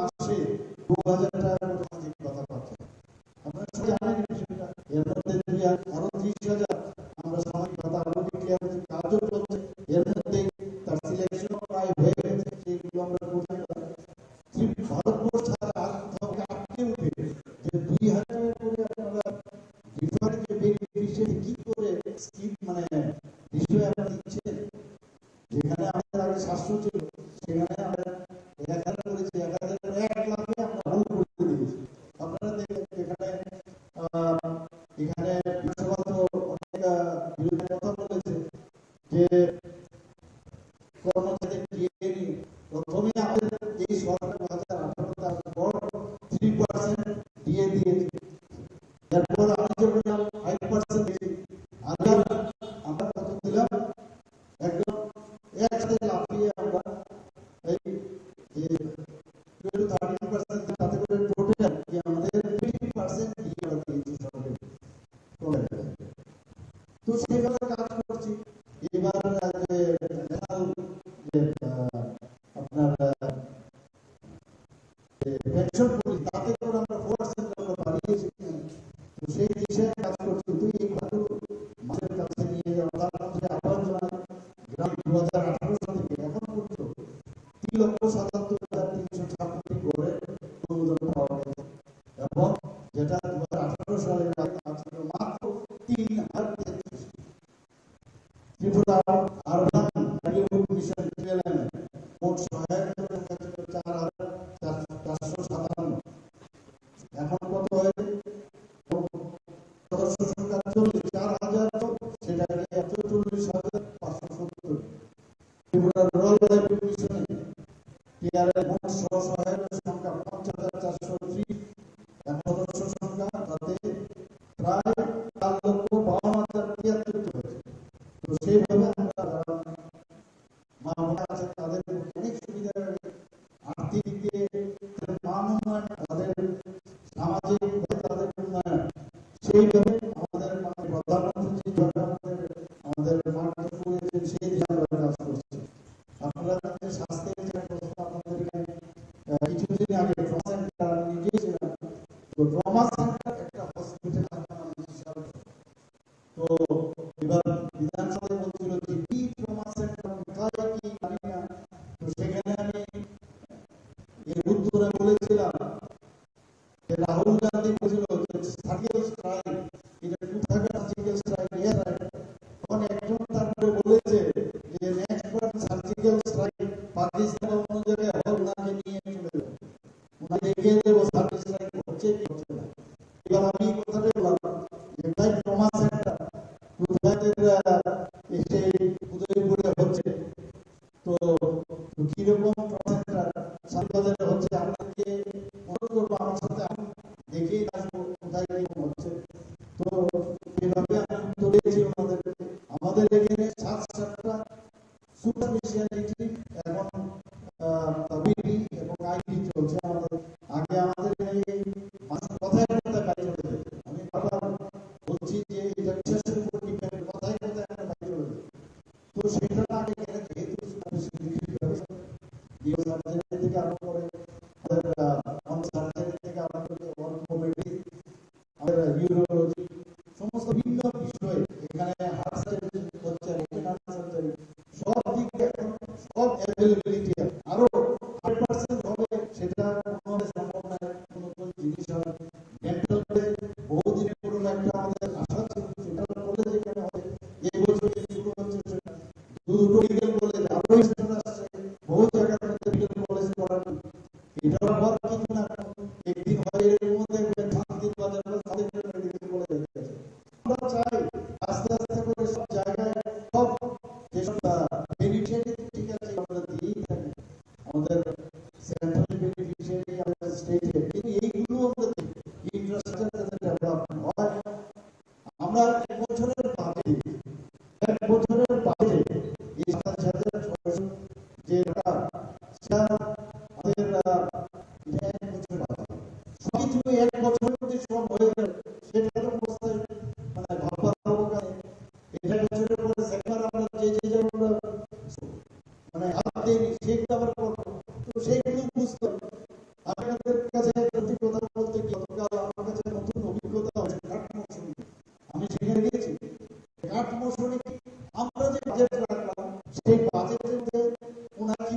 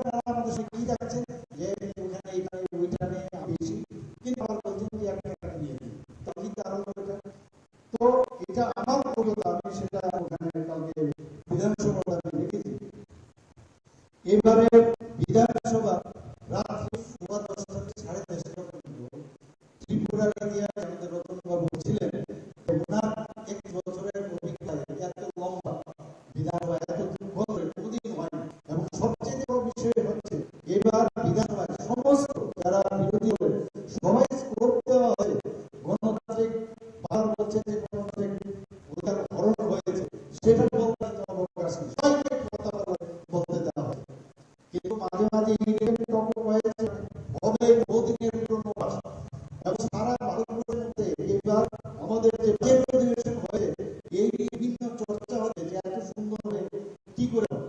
কিন্তু আমরা জানেন ইস্যু নিয়ে এইভাবে ওরা এগুলো আপনারা বলবেন না, এগুলো এটা বিধানসভাকে মানে ত্রিপুরা বিধানসভা কি আছে এটা একটা অধ্যায় রচিত করেছিল। আমরা র্যাম্প দেখেছেন চেয়ার নিয়ে হাঁটে যারা কাজ করছিল, ওদের করোনা হচ্ছে যারা কাজ করছিল সেই টেবিলে যে উঠে ওরা র্যাম্পের একবার এইদিকে আসে মানে অধ্যক্ষকে সেই কাগজে মারছে। অদ্ভুত, খুবই জনপ্রতিনিধি, ঠিক আছে, অধিক আছে, তারও নিয়মাবলী আছে। তো আমরা 5 জনকে আমাদের যে 330 যে রুলস আছে সেই কারণে আমি আমাদের স্পিকার আমাদেরকে বললাম যে ওনাদেরকে বহিষ্কার করলাম। পরবর্তী সময় বললাম না ওনাদের নিয়ে আসুন। আসার পরে কি দেখলাম যিনি এইসব কাজ করেছেন সে আগে ওইগুলো কাজ করতেন। এখানে যে মানদণ্ড বা এই যে আইন সেটাকে নিয়ে এর আগেও ছুটে পালিয়েছে, কিন্তু বাইরে কেউ আমি চাই কিন্তু আমাকে বলার সুযোগ দেয়। আরে আপনাকে করবার জন্য কর্মকাণ্ড সারা জীবনই করেছে, কিন্তু এবার যে কারণে আসে 330 যে আমাদের যে বিধানসভার রুলস সেটা ব্যবহার করে ওনাকে এই থেকে পার করে। তো এইবার খুব মজার বিষয়, এর আগে উনি যখন বেরিয়েছেন সবাইকে বয়কট করলো, কিন্তু এইবারের বিষয় হল উনি যখন বেরিয়েছেন সেটা উনি একাই পেয়েছেন, ওনার নিজের বেরিয়ে। তো সে বলে যেটা আপনারা নিশ্চয়ই দেখেছেন যে 16 আশ্রমে যখন সে জেলের মধ্যে বললেন হল आधा बाएं और आधा राइट और बाकी सब मेरा पीछे। तो এই অবস্থা হয়েছে। তো কেউ আপনার বাইরে আনে সবাই চলে গেছে, তো মাঝে নিয়ে একা চলে গেছে। এই দৃশ্যটার সাথে আমি রিলেট করলাম। তো এইভাবে সবসময় করেছেন খুব শান্তিপূর্ণভাবে। বাকি 3টা দিন আমরা খুব ভালোভাবে এখানে আমাদের অধিবেশন চলেছে, সবাই খুব এনজয় করেছে, তাদের কথা মানুষের স্বার্থে সেই কথাগুলো বলেছে, আমরাও শুনি, আমরা নোট ডাউন করেছি এবং নিশ্চয়ই এই কথাটা আমরা ওখানে বলে দিই যে গণতান্ত্রিক পদ্ধতি ত্রিপুরার ইতিহাসে আমরাও না করেছি যে কোনো জায়গায় কোনো রকম এইভাবে একটা ইলেকশন হতে পারে বিধানসভা ইলেকশনে, সেটা কিন্তু এটাও একটা ইতিহাস হয়ে থাকবে, সেটা দেখিয়েছে, তারা স্বীকার করেছে। পরবর্তী সময় হয়েছে ওনাদের সেই ইঙ্গিতের কারণেই বিচারটা ঘটনা এদিকে হয়েছে। আমরা বারবার বলি আমরা এগুলো আমরা সময় পাই না এখানে শান্তির পরে যারা আছেন, আমি বারবার অনেক সময় অনেক কথা আসে, আমাদের অনেক দূর যেতে হবে এবং কাজ করবো না যে কাজটা কোনোদিন ক্ষমা করবে। আপনার কাছে প্লিজ, আপনাদের কাছে বলছি যারা বক্তব্য চলে তাদের প্রতি আপনারা সাহায্য করবেন না। আর আমাদের ভয় হওয়ার কোনো কারণ মানুষ এইগুলো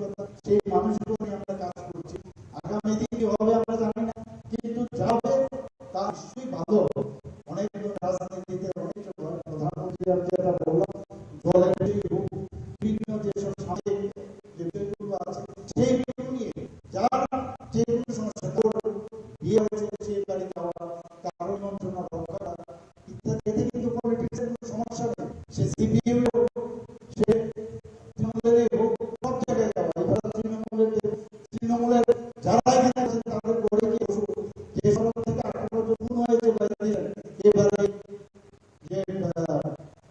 ওয়েস্টবেঙ্গলের যে ইলেকশন হলো, এটা কি ওনাদেরকে বলে না? এটা কি রাজত্ব? আমি এটাই বলেছিলাম, পেয়েছি, আমি দিয়েছি যে শিখুরে ডেমোক্রেসিকে বলে ত্রিপুরাতে আমরা গুন্ডামিতে বিশ্বাস করি। এর আগে আমরা দেখি সাউথে এতগুলো লোক হয়েছে, যেখানে আমি সবসময় যেখানে আসি এখানে এভাবে বাইরে গিয়ে খুনের রাজুকে আমরা দেখতাম। তাছাড়া শুধু না, এই যে আপনার করাপশন সিপিএম এর যে যারা কেনেবল আগে ছিল তাদের কলাগাছ হয়েছে, তাদের সম্পর্কে আপনারা বলবেন না মানুষকে। তো সেই অবস্থা থেকে আমরা বেরিয়ে এসেছি, একমাত্র সেটা সম্ভব হয়েছে আমাদের প্রধানমন্ত্রী। আর সেইভাবে আমরা বেরিয়ে যাই। সবচেয়ে বড় হচ্ছে আমাদের এই যে ব্রেইনে মানে এই ধরনের ঘটনাগুলো কম থাকে, কিন্তু একটু স্মরণ করা দেওয়া সবাইকে কোন কোন জায়গায় কত 59 জন 70 জন লোককে এখানে মরেছে। আপনারা বলবেন খুনের পর ডেড বডি ওরা এতদিন ধরে রাখতে করেছে। মাঝে মাঝে ওরা আসলে বিভিন্ন সময় বলছে আমি কাজটা করে দিই, ওই কাজটা করে দিই, আমরা করবো।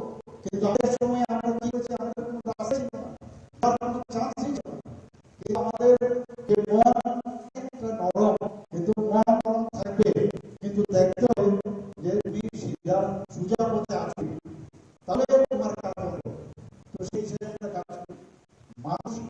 মানুষের যে মনের অভিযোগ সেটা কিন্তু বুঝতে হবে, নিজের ডাক্তার দেখলে কিন্তু আমাদের বুঝতে হবে ডায়াগনোসিস ইজ ভেরি ইম্পর্টেন্ট, এবং ডায়াগনোসিসের সাথে সাথে তাকে কি ওষুধ দেওয়া যায় তাহলেই কিন্তু ডাক্তার না করে।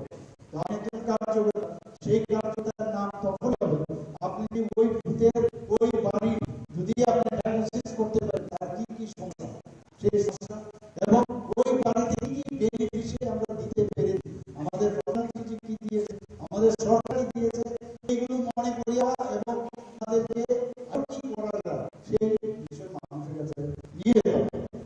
মুদ্রা হচ্ছে যে বাড়ি থাকে, যে চাষ করে পশু কোথাও চুলতে গেছেন, সে সবই সেখানে বিষয় বারবার এই ভারতীয় জনতা পার্টির আলোচনা এবং ভারতীয় জনতা পার্টির যে স্বচ্ছতা সেই বিষয় নিয়ে আপনারা কথা বলবেন যে আমরা সব পারছি না, হয় না, সম্ভব হয় না।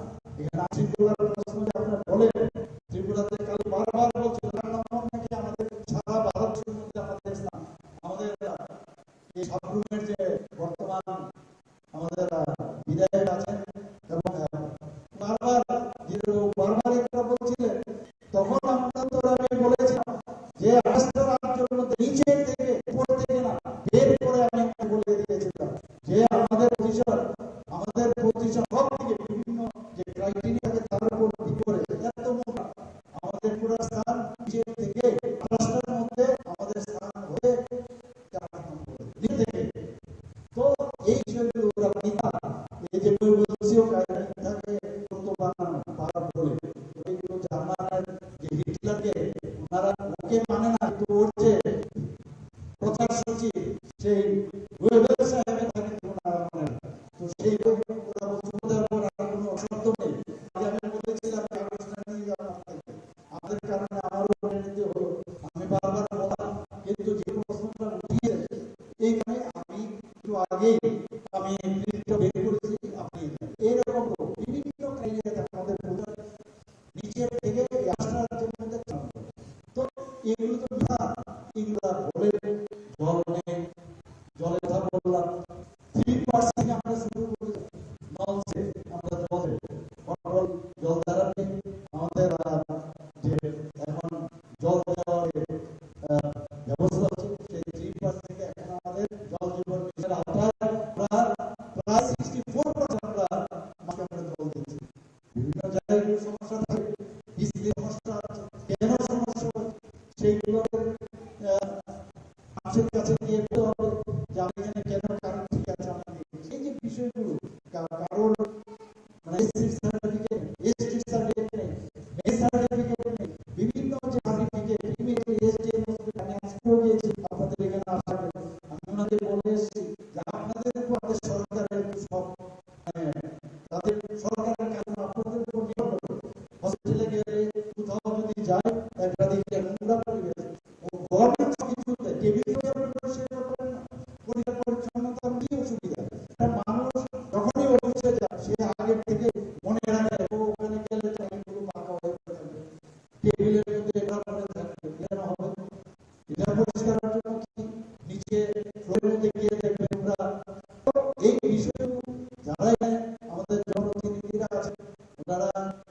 নিশ্চয়ই দেখবেন। কিন্তু ওনাদেরকে আমি বলে এগুলো হবে না, এই ধরনের মাইন্ডসেট, অফিস কালচার, এই ধরনের একটা অবস্থা আমরা দেও, কিন্তু তুমি ঠিক হবে না, সেটা হয় না। বাড়ি যদি ঠিক থাকে কেন এটা হয় না? কারণ এইগুলো কিন্তু ওই কিছুদিন গেলে নোংরাটা লেগে আছে আল্লাহর সামনে, আস্তে আস্তে বলবে এই বিল্ডিংটা পুরো হয়ে গেছে। 80 বছর এখন হলো বিল্ডিং টিকে, 50 বছর যদিও একদিকে বলে পরিষ্কার করতে থাকে, সেটাও তো মেইনটেনেন্সের যেগুলো আমরা বলি। এবং আমি নিশ্চিত আজকের এই যে আমাদের সংগঠনের যে কাজগুলো হলো, প্রধানমন্ত্রী যে কাজগুলো বলেছে, খুব ভালো হয়েছিল। 5 জনের 4 জন হলো, কিন্তু টি20 মতো আমরা বেরিয়ে আসলাম, বহুত পরিশ্রম কারণে কিন্তু সেটা সব হয়েছে। তো আমি বলবো যে আমি দিন আমরা দেখি এখন সিপিএম কংগ্রেস বারবার বলেছি, কংগ্রেসকে বারবার বলেছি 1977-78 আপনাদের স্মরণ আছে, ওরা ইউজের কিভাবে ইউজ করতে হয় ওরা জানে, করতে ওরা ভালো জানে। আপনারা এর থেকে বেরিয়ে আসুন, আপনাদের সাথে থাকবে না সিপিএম। যখন ওদের কার্যসূচি সম্পূর্ণ হয় আপনাদের ছুড়ে ফেলে 77-78 ভুক্তভোগী কারণ সবাই জানে। এর মধ্যে আমাদের যে মোথা, তারা নতুন ভাবে তাদেরকে আমি দিচ্ছি না, ওনাদেরকে বিপদে তোলার জন্য ওনার কিছু যারা বিধায়ক তারা চেষ্টা করে, কিন্তু করতে সময় ওরা বুঝতে পেরেছে এই পথ আমাদের পথ নয়, এখন বুঝছে ওরা। আগামী দিন আশা করি আরো বুঝবে। এবং আমরা তাই জাতি জনজাতি একসাথে মিলে এই ত্রিপুরা শ্রেষ্ঠ আমরা করবো। এখানে বারবার বলছে যে ত্রিপুরালয় এইগুলো তো হবে না, ত্রিপুরালয় সবই না। বার বলছে ত্রিপুরাবেশের কারণে নাকি ত্রিপুরালয়ের দাবি আছে। তো প্রশ্ন বলেছিল, তাহলে আমরা এত যে কাজ করলাম, তাহলে এইগুলো যদি আমরা 4 টাইমস ট্রাইবাল ওয়েলফেয়ার ডিপার্টমেন্টে আমরা 4 টাইমস আমরা টাকা খরচ করি। শুধু তাই নয়, বিভিন্ন যে 49 ডিপার্টমেন্ট আছে সেখানে বারবার ওরা বলছে 600 কোটি টাকা মাত্র আমাদের জন্য বড়, হয়তো খালি ওদের এমপ্লয়ি আছে তাদের জন্য খরচ হয়ে যাবে। তো আমি ওনাদের হিসাব দিয়ে বললাম 49 ডিপার্টমেন্ট থেকে আমাদের 5,000 কোটি টাকা আপনাদের জন্য বরাদ্দ হয়। এখন হিসাব দেখে 2 বছর আমরা দেখি, তো আমাদের দোষ নেই, জানা এই আমরা সরকার করছি। আর জনজাতিদের জন্য প্রধানমন্ত্রী নরেন্দ্র মোদীজি যেভাবে খালি জনজাতিদের মানে তাদের যে উত্তর দিক ঘটনা, সবচেয়ে বড় কারণ হচ্ছে আমাদের বর্তমান যে রাষ্ট্রপতি উনি একজন ট্রাইবাল এবং তার থেকে বড় উদাহরণ এবং একটি পলিসি প্রধানমন্ত্রী যেভাবে এই আমাদের ডেভেলপমেন্ট সমস্ত 7টা আমাদের 35টা স্টেট আছে, এখন এই 9 স্টেটের আমি যখন মুখ্যমন্ত্রীদের বৈঠকে যাই, ওনারা বলছেন যারা ভাবতাম যারা কোথায় আছে ভারতবর্ষের মধ্যে, কিন্তু এখন মনে হচ্ছে আমরা এই দেশেতে আছি। মণিপুরে অনেক ঘটনা আছে, আমরা সবাই জানেন, সেখানে নানাভাবে উৎকান্ন হচ্ছে, সেটাও শেষ হবে। আমি বারবার ওদের কাছে যারা এই বলছে তাদের কাছে আবেদন করি যে মণিপুরে একটা সুন্দর একটা পরিবেশ সৃষ্টি হয়েছে এবং তাদের এই যে সুন্দর একটা অবস্থায় তারা হাতে রাখে না। তো আমাদের নর্থ অ্যাক্টিভ করছে মোদীজি এখানে আমাদের যে আমাদের সবই আমরা যে হীরা মন্দির বারবার বলছি, হীরা মন্দির দিয়েছে ভাবি সেই রেল বাংলা 13টা নতুন ট্রেন আছে এখান থেকে। তো অদ্ভুত একটা পরিবেশ, কানেক্টিভিটি পেয়েছে, এয়ার কানেক্টিভিটি পেয়েছে। এখানে ন্যাশনাল হাইওয়ে কথা বলে লাভ নেই, ন্যাশনাল হাইওয়ে হয়েছে, ন্যাশনাল হাইওয়ে হচ্ছে, সব দিকে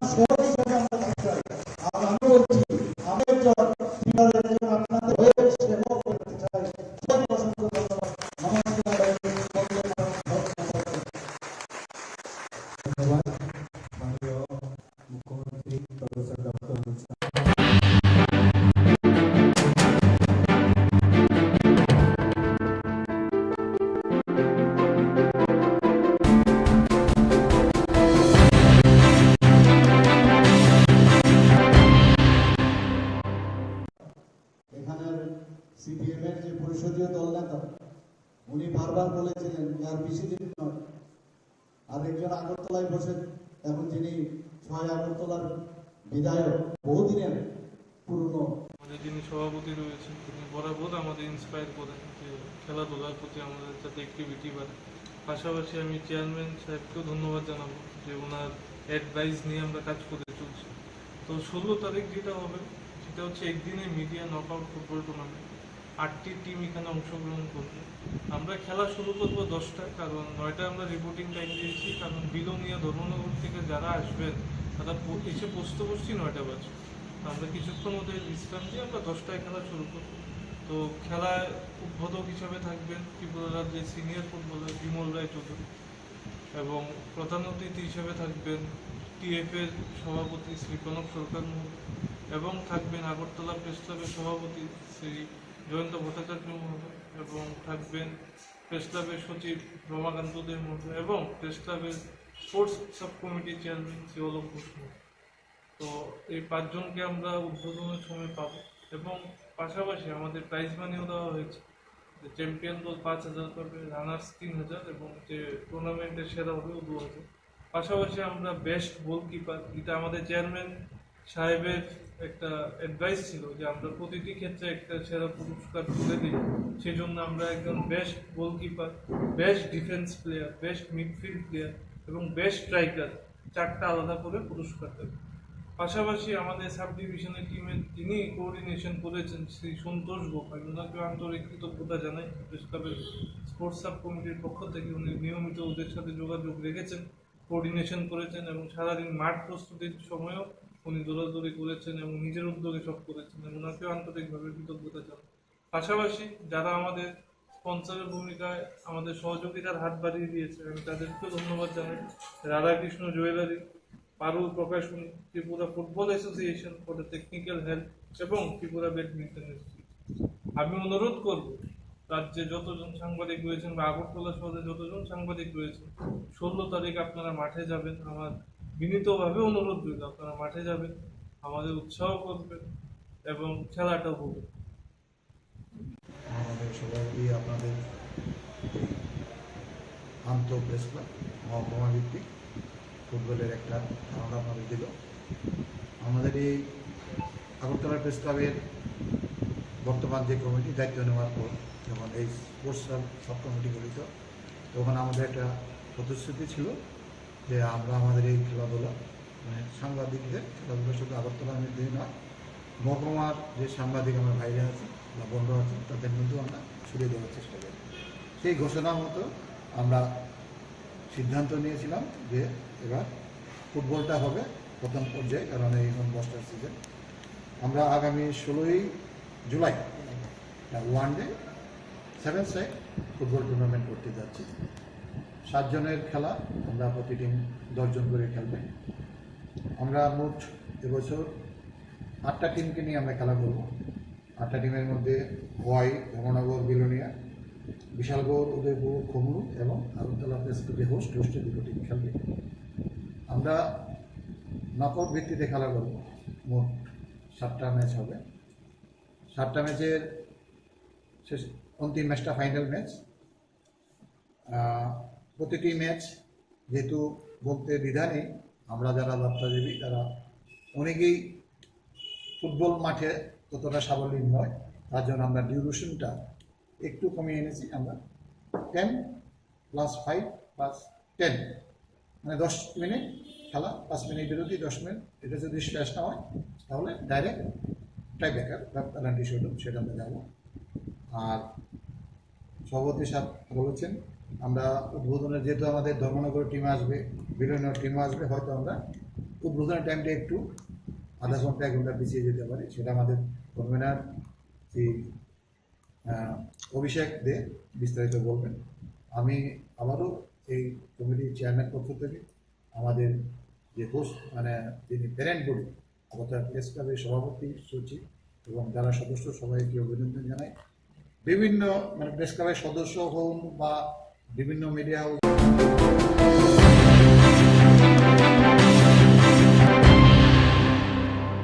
আমাদের যিনি সভাপতি রয়েছেন, তিনি বরাবর আমাদের ইন্সপায়ার করেন যে খেলাধুলার প্রতি আমাদের যাতে অ্যাক্টিভিটি বাড়ে। পাশাপাশি আমি চেয়ারম্যান সাহেবকেও ধন্যবাদ জানাবো যে ওনার অ্যাডভাইস নিয়ে আমরা কাজ করে চলছি। তো 16 তারিখ যেটা হবে সেটা হচ্ছে একদিনে মিডিয়া নকআউট ফুটবল টুর্নামেন্ট। 8টি টিম এখানে অংশগ্রহণ করবে। আমরা খেলা শুরু করব 10টায়, কারণ 9টায় আমরা রিপোর্টিং টাইম দিয়েছি, কারণ বিলোনিয়া ধর্মনগর থেকে যারা আসবেন তারা এসে বসতে 9টা বাজে। আমরা কিছুক্ষণ ওদের বিশ্রাম দিয়ে আমরা 10টায় খেলা শুরু করব। তো খেলায় উদ্বোধক হিসাবে থাকবেন ত্রিপুরা রাজ্যের সিনিয়র ফুটবলার বিমল রায় চৌধুরী, এবং প্রধান অতিথি হিসেবে থাকবেন টিএফের সভাপতি শ্রী কনক সরকার মহোদয়, এবং থাকবেন আগরতলা প্রেস ক্লাবের সভাপতি শ্রী জয়ন্ত ভট্টাচার্য মহোদয়, এবং থাকবেন প্রেস ক্লাবের সচিব রমাকান্ত দে মহোদয়, এবং প্রেস ক্লাবের স্পোর্টস সাব কমিটির চেয়ারম্যান শ্রী অলোক ঘোষ মহোদয়। তো এই 5 জনকে আমরা উদ্বোধনের সময় পাবো, এবং পাশাপাশি আমাদের প্রাইজ মানিও দেওয়া হয়েছে। যে চ্যাম্পিয়ন দল 5,000 পাবে, রানার্স 3,000, এবং যে টুর্নামেন্টের সেরা হবেও 2,000। পাশাপাশি আমরা বেস্ট গোলকিপার, এটা আমাদের চেয়ারম্যান সাহেবের একটা অ্যাডভাইস ছিল যে আমরা প্রতিটি ক্ষেত্রে একটা সেরা পুরস্কার তুলে দিই। সেই জন্য আমরা একজন best goalkeeper, best defence player, best midfield player এবং বেস্ট স্ট্রাইকার 4টা আলাদা করে পুরস্কার দেব। পাশাপাশি আমাদের সাব ডিভিশনের টিমের যিনি কোঅর্ডিনেশন করেছেন শ্রী সন্তোষ গোপাল, ওনাকে আন্তরিক কৃতজ্ঞতা জানাই। প্রেস ক্লাবের স্পোর্টস সাব কমিটির পক্ষ থেকে উনি নিয়মিত ওদের সাথে যোগাযোগ রেখেছেন, কোঅর্ডিনেশন করেছেন, এবং সারাদিন মাঠ প্রস্তুতির সময়ও উনি দৌড়াদৌড়ি করেছেন এবং নিজের উদ্যোগে সব করেছেন, এবং ওনাকেও আন্তরিকভাবে কৃতজ্ঞতা জানাই। পাশাপাশি যারা আমাদের স্পন্সরের ভূমিকায় আমাদের সহযোগিতার হাত বাড়িয়ে দিয়েছে, আমি তাদেরকেও ধন্যবাদ জানাই। Radhakrishna jewellery, Parul Prakashani, Tripura football association for the technical help, এবং ত্রিপুরা ব্যাডমিন্টন ইনস্টিটিউট।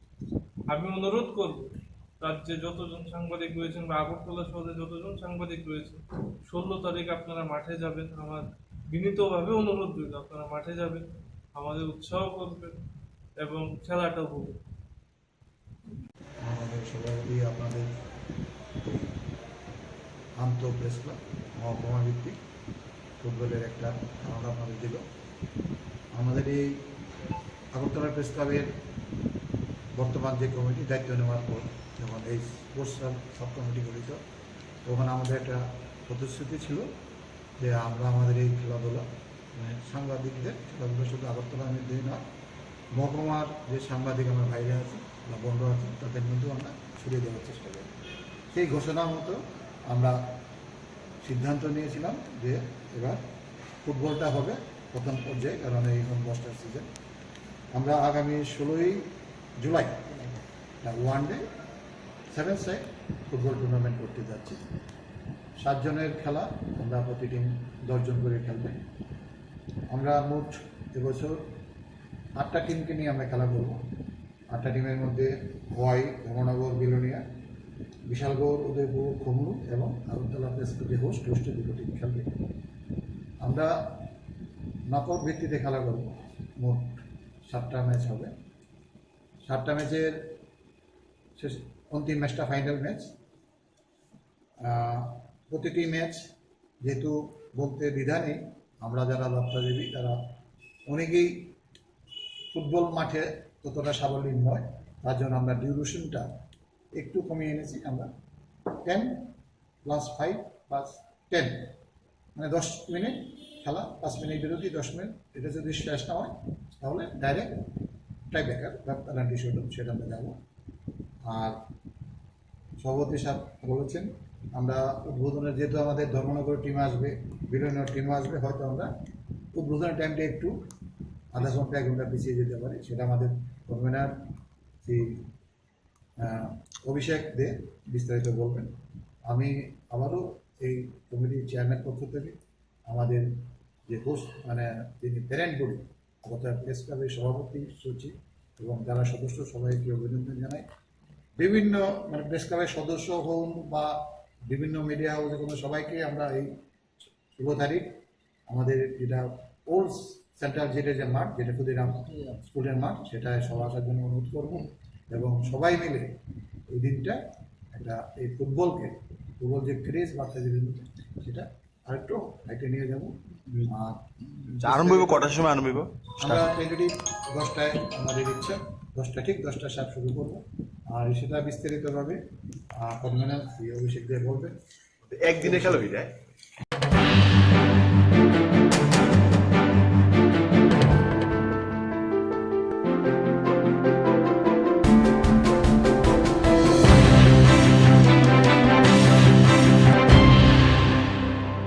আমাদের যিনি সভাপতি রয়েছেন তিনি বরাবর আমাদের ইন্সপায়ার করেন যে খেলাধুলার প্রতি আমাদের যাতে অ্যাক্টিভিটি বাড়ে।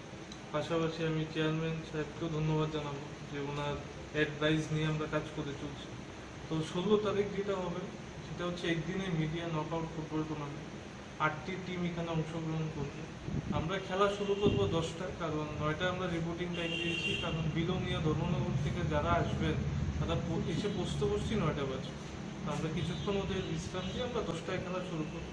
তো খেলায় উদ্বোধক হিসাবে থাকবেন ত্রিপুরা রাজ্যের সিনিয়র ফুটবলার বিমল রায় চৌধুরী, এবং প্রধান অতিথি হিসাবে থাকবেন টিএফের সভাপতি শ্রী প্রণব সরকার মহোদয়, এবং থাকবেন আগরতলা প্রেস ক্লাবের সভাপতি শ্রী জয়ন্ত ভট্টাচার্য মহোদয়, এবং থাকবেন প্রেস ক্লাবের সচিব রমাকান্ত দে মহোদয়, এবং প্রেস ক্লাবের স্পোর্টস সাব কমিটির চেয়ারম্যান শ্রী অলোক ঘোষ মহোদয়। তো এই 5 জনকে আমরা উদ্বোধনের সময় পাবো, এবং পাশাপাশি আমাদের প্রাইজ মানিও দেওয়া হয়েছে। যে চ্যাম্পিয়ন দল 5,000 পাবে, রানার্স 3,000, এবং যে টুর্নামেন্টের সেরা হবে 2,000। পাশাপাশি আমরা বেস্ট গোলকিপার, এটা আমাদের চেয়ারম্যান সাহেবের একটা অ্যাডভাইস ছিল যে আমরা প্রতিটি ক্ষেত্রে একটা সেরা পুরস্কার তুলে দিই। সেই জন্য আমরা একজন best goalkeeper, best defence player, best midfield player এবং বেস্ট স্ট্রাইকার 4টা আলাদা করে পুরস্কার দেব।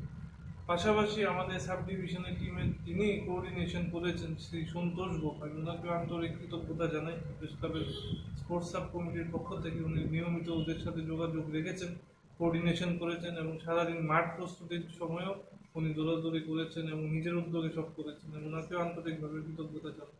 পাশাপাশি যারা আমাদের স্পন্সরের ভূমিকায় আমাদের সহযোগিতার হাত বাড়িয়ে দিয়েছে, আমি তাদেরকেও ধন্যবাদ জানাই। Radhakrishna jewellery, Parul Prakashani, Tripura football association for the technical help, এবং ত্রিপুরা ব্যাডমিন্টন অ্যাসোসিয়েশন। আমি অনুরোধ করব রাজ্যে যতজন সাংবাদিক রয়েছেন বা আগরতলা শহরে যতজন সাংবাদিক রয়েছেন, 16 তারিখ আপনারা মাঠে যাবেন। আমার বিনীতভাবে অনুরোধ রইল আপনারা মাঠে যাবেন, আমাদের উৎসাহ করবেন এবং খেলাটা উপভোগ। আমাদের সভাপতি আপনাদের আন্ত প্রেস ক্লাব মহকুমা ভিত্তিক ফুটবলের একটা ধারণা আপনাদের দিল। আমাদের এই আগরতলা প্রেস ক্লাবের বর্তমান যে কমিটি দায়িত্ব নেওয়ার পর যখন এই স্পোর্টস সাব কমিটি গঠিত, তখন আমাদের একটা প্রতিশ্রুতি ছিল যে আমরা আমাদের এই খেলাধুলা মানে সাংবাদিকদের খেলাধুলা শুধু আগরতলার মধ্যেই নয়, মহকুমার যে সাংবাদিক আমার ভাইরা আছে বা বন্ধু আছে তাদের মধ্যেও আমরা ছড়িয়ে দেওয়ার চেষ্টা করি। সেই ঘোষণা মতো আমরা সিদ্ধান্ত নিয়েছিলাম যে এবার ফুটবলটা হবে প্রথম পর্যায়ে, কারণ এই 10টার সিজন। আমরা আগামী 16ই July one day 7 side football tournament করতে যাচ্ছি। 7 জনের খেলা, আমরা প্রতি টিম 10 জন করে খেলবে। আমরা মোট এবছর 8টা টিমকে নিয়ে আমরা খেলা করব। 8টা টিমের মধ্যে হোয়াই, ধর্মনগর, বিলোনিয়া, বিশালগড়, উদয়পুর, খমরু এবং আগরতলা প্রেস ক্লাবে হোস্টে 2টো টিম খেলবে। আমরা নকআউট ভিত্তিতে খেলা করব। মোট 7টা ম্যাচ হবে। 7টা ম্যাচের শেষ অন্তিম ম্যাচটা ফাইনাল ম্যাচ। প্রতিটি ম্যাচ যেহেতু বলতে দ্বিধা নেই, আমরা যারা যাত্রাজীবী তারা অনেকেই ফুটবল মাঠে ততটা সাবলীল নয়, তার জন্য আমরা ডিউরেশনটা একটু কমিয়ে এনেছি। আমরা 10 + 5 + 10 মানে 10 মিনিট খেলা, 5 মিনিট বিরতি, 10 মিনিট। এটা যদি শেষ না হয় তাহলে ডাইরেক্ট টাই ব্রেকার বা পেনাল্টি শুট সেটা আমরা যাবো। আর সভাপতি সাহেব বলেছেন আমরা উদ্বোধনের, যেহেতু আমাদের ধর্মনগর টিম আসবে, বিলোনিয়া টিম আসবে, হয়তো আমরা উদ্বোধনের টাইমটা একটু আধা ঘন্টা 1 ঘন্টা পিছিয়ে যেতে পারি। সেটা আমাদের কনভেনার শ্রী অভিষেক দে বিস্তারিত বলবেন। আমি আবারও এই কমিটির চেয়ারম্যান পক্ষ থেকে আমাদের যে হোস্ট মানে যিনি প্যারেন্ট বডি আগরতলা প্রেস ক্লাবের সভাপতি সচিব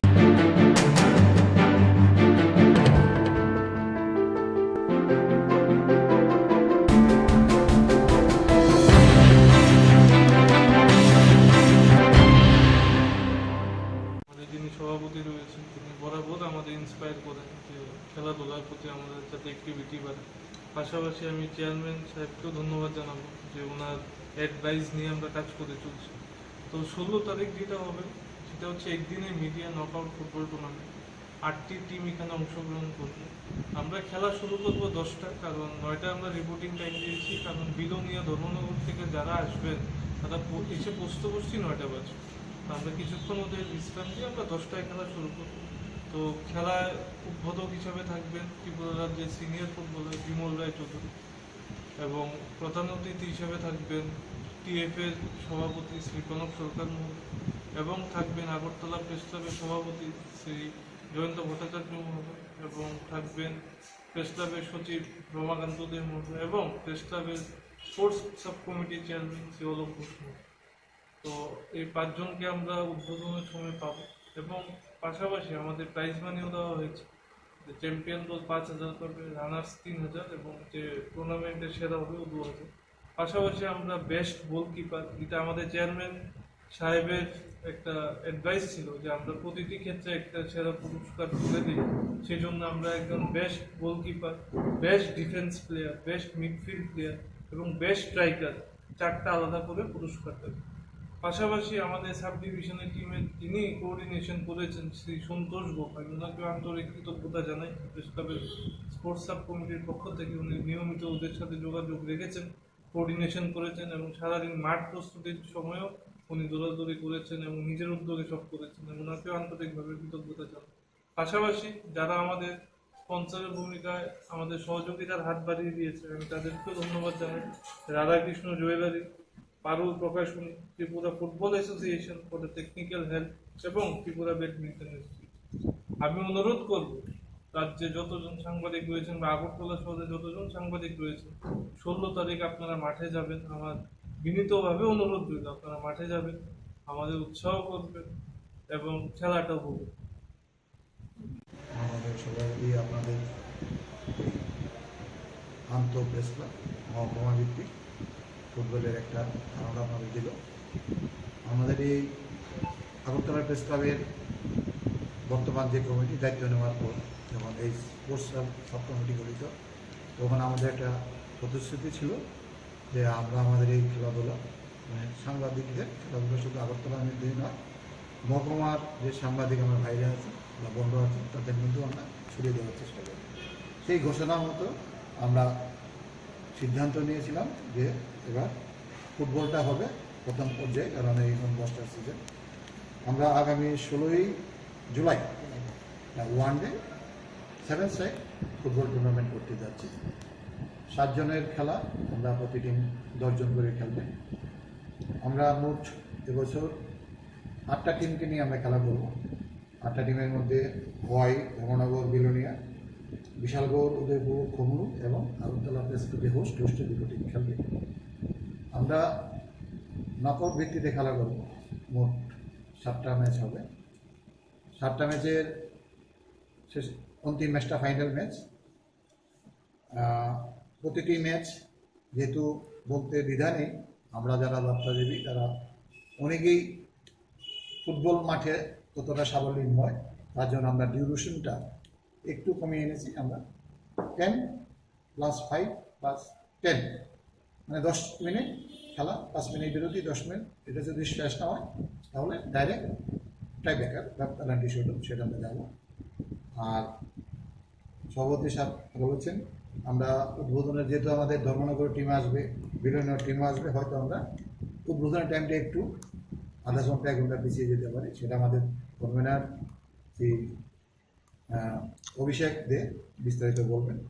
আমি আবারও এই কমিটির চেয়ারম্যান পক্ষ থেকে আমাদের যে হোস্ট মানে যিনি প্যারেন্ট বডি আগরতলা প্রেস ক্লাবের সভাপতি, সচিব এবং যারা সদস্য সবাইকে অভিনন্দন জানাই। বিভিন্ন মানে প্রেস ক্লাবের সদস্য হন বা বিভিন্ন মিডিয়া হাউসে কোনো সবাইকে আমরা এই 16 তারিখ আমাদের যেটা ওল্ড সেন্ট্রাল জেটের যে মাঠ, যেটা ক্ষুদিরাম স্কুলের মাঠ, সেটায় সবাই আসার জন্য অনুরোধ করব এবং সবাই মিলে এই দিনটা একটা এই ফুটবল যে ক্রেজ বাচ্চাদের সেটা আরেকটু হাইটে নিয়ে যাবো।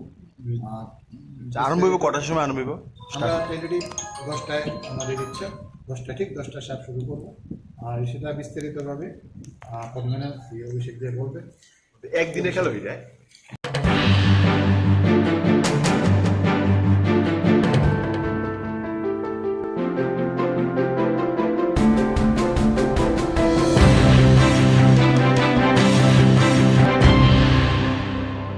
আমাদের যিনি সভাপতি রয়েছেন তিনি বরাবর আমাদের ইন্সপায়ার করেন যে খেলাধুলার প্রতি আমাদের যাতে অ্যাক্টিভিটি বাড়ে। পাশাপাশি আমি চেয়ারম্যান সাহেবকেও ধন্যবাদ জানাবো যে ওনার অ্যাডভাইস নিয়ে আমরা কাজ করে চলছি। তো 16 তারিখ যেটা হবে সেটা হচ্ছে একদিনে মিডিয়া নকআউট ফুটবল টুর্নামেন্ট। 8টি টিম এখানে অংশগ্রহণ করবে। আমরা খেলা শুরু করবো 10টায়, কারণ 9টায় আমরা রিপোর্টিং টাইম দিয়েছি, কারণ বিলোনিয়া ধর্মনগর থেকে যারা আসবেন তারা এসে বসতে 9টা বাজে। আমরা কিছুক্ষণ ওদের বিশ্রাম দিয়ে আমরা 10টায় খেলা শুরু করব। তো খেলায় উদ্বোধক হিসাবে থাকবেন ত্রিপুরা রাজ্যের সিনিয়র ফুটবলার বিমল রায় চৌধুরী, এবং প্রধান অতিথি হিসাবে থাকবেন টিএফের সভাপতি শ্রী প্রণব সরকার মহোদয়, এবং থাকবেন আগরতলা প্রেস ক্লাবের সভাপতি শ্রী জয়ন্ত ভট্টাচার্য মহোদয়, এবং থাকবেন প্রেস ক্লাবের সচিব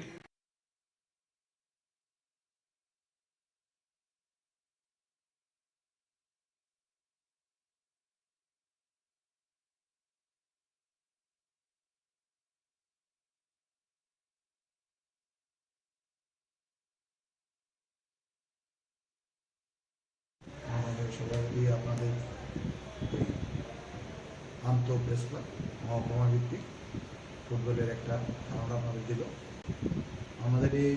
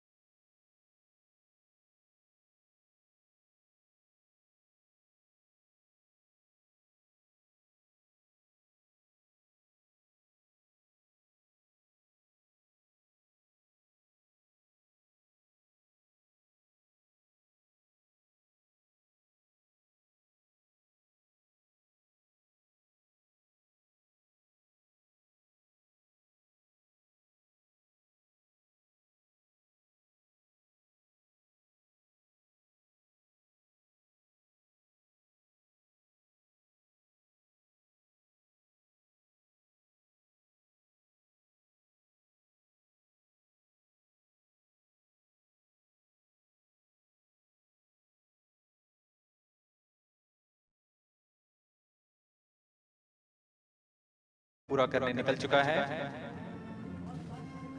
वर्तमान में दोनों S200 स्टेप-ऑन बूस्टर सामान निष्पादन करते हुए अपनी निर्दिष्ट कक्षा की ओर बढ़ रहे हैं। S200 motors thrusting simultaneously, generating a peak thrust of close to 6,000 kilonewtons in vacuum. They are made of HTPV based solid propellant. 204.5 tons in each strap-on. Close to 2 tons of propellant being burnt each second.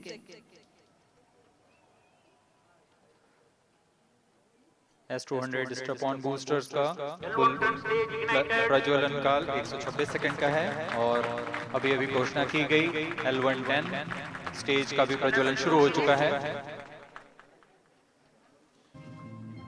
Apart from the strap-ons, the core stage has also commenced its operation. This stage, based on combination 200 stages are separated of hyperbolic earth storable liquid propellants UH-25 and N2O4. Now the S200s have been separated.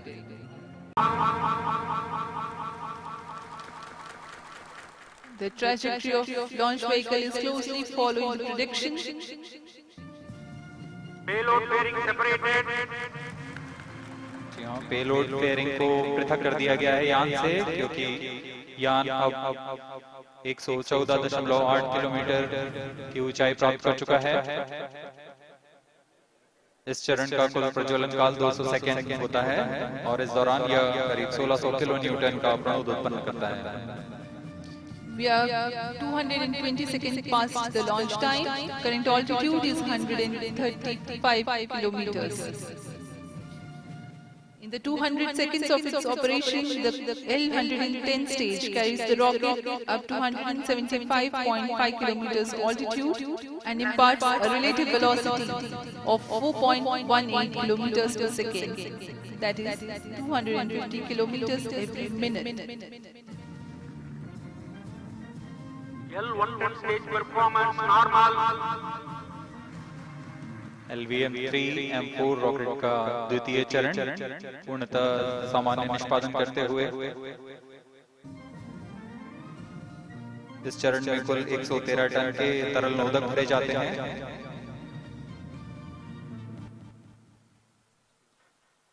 N2O4 तथा UH-25 अर्थ storable propellant को ईंधन के रूप में प्रयोग किया जाता है इस चरण में।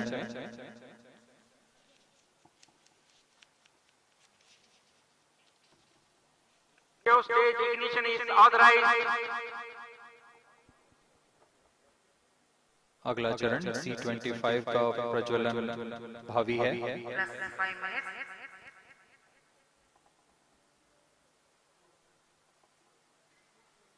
L-110 stage thrust cut off and separated to C-25 ignition command. 25 ignition confirmed. That's a piece of really good news that the third stage has started its operation. The C-25 stage has been ignited. जी हाँ, एक बहुत ही जटिल प्रक्रिया होती है cryo engine का ignition, और इसके प्रज्वलन के साथ ही तालियों की गड़गड़ाहट से गूंज उठा है मिशन नियंत्रण कक्ष।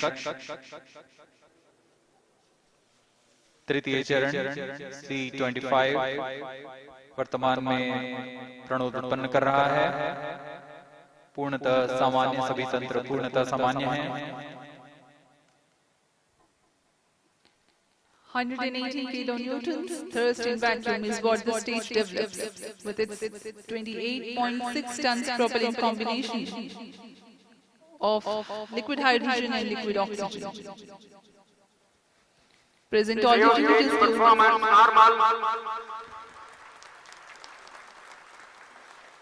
तृतीय और यह अंतिम चरण है इस यान का C-25। यह क्रायो ईंधन पर आधारित चरण है जिसमें लिक्विड हाइड्रोजन, लिक्विड ऑक्सीजन का इस्तेमाल होता है। इसमें कुल 28 टन का क्रायो ईंधन पूरी सुरक्षा तथा सावधानी के साथ भरा जाता है। इस चरण में 186 किलो न्यूटन का प्रणोद उत्पन्न होता है और यह करीब 640 सेकंड तक प्रज्वलित रहेगा। इसमें दिशा नियंत्रण के लिए इंजन जिम्बल का इस्तेमाल किया जाता है। क्रायो ईंधन का विशिष्ट आवेश 446 सेकंड के करीब होता है।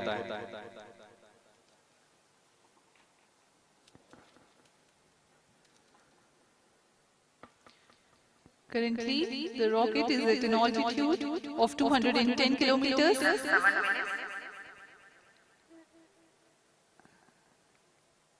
While there is no much variation in altitude, this stage will add to the relative velocity immensely.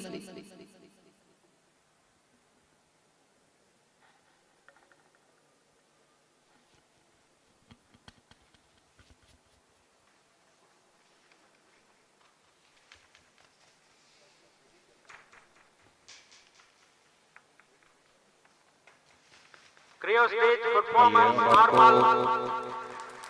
Payload के बारे में जानकारी देते हैं। लैंडर मॉड्यूल्स पे कई वैज्ञानिक प्रयोगों के लिए पेलोड्स लगाए गए हैं।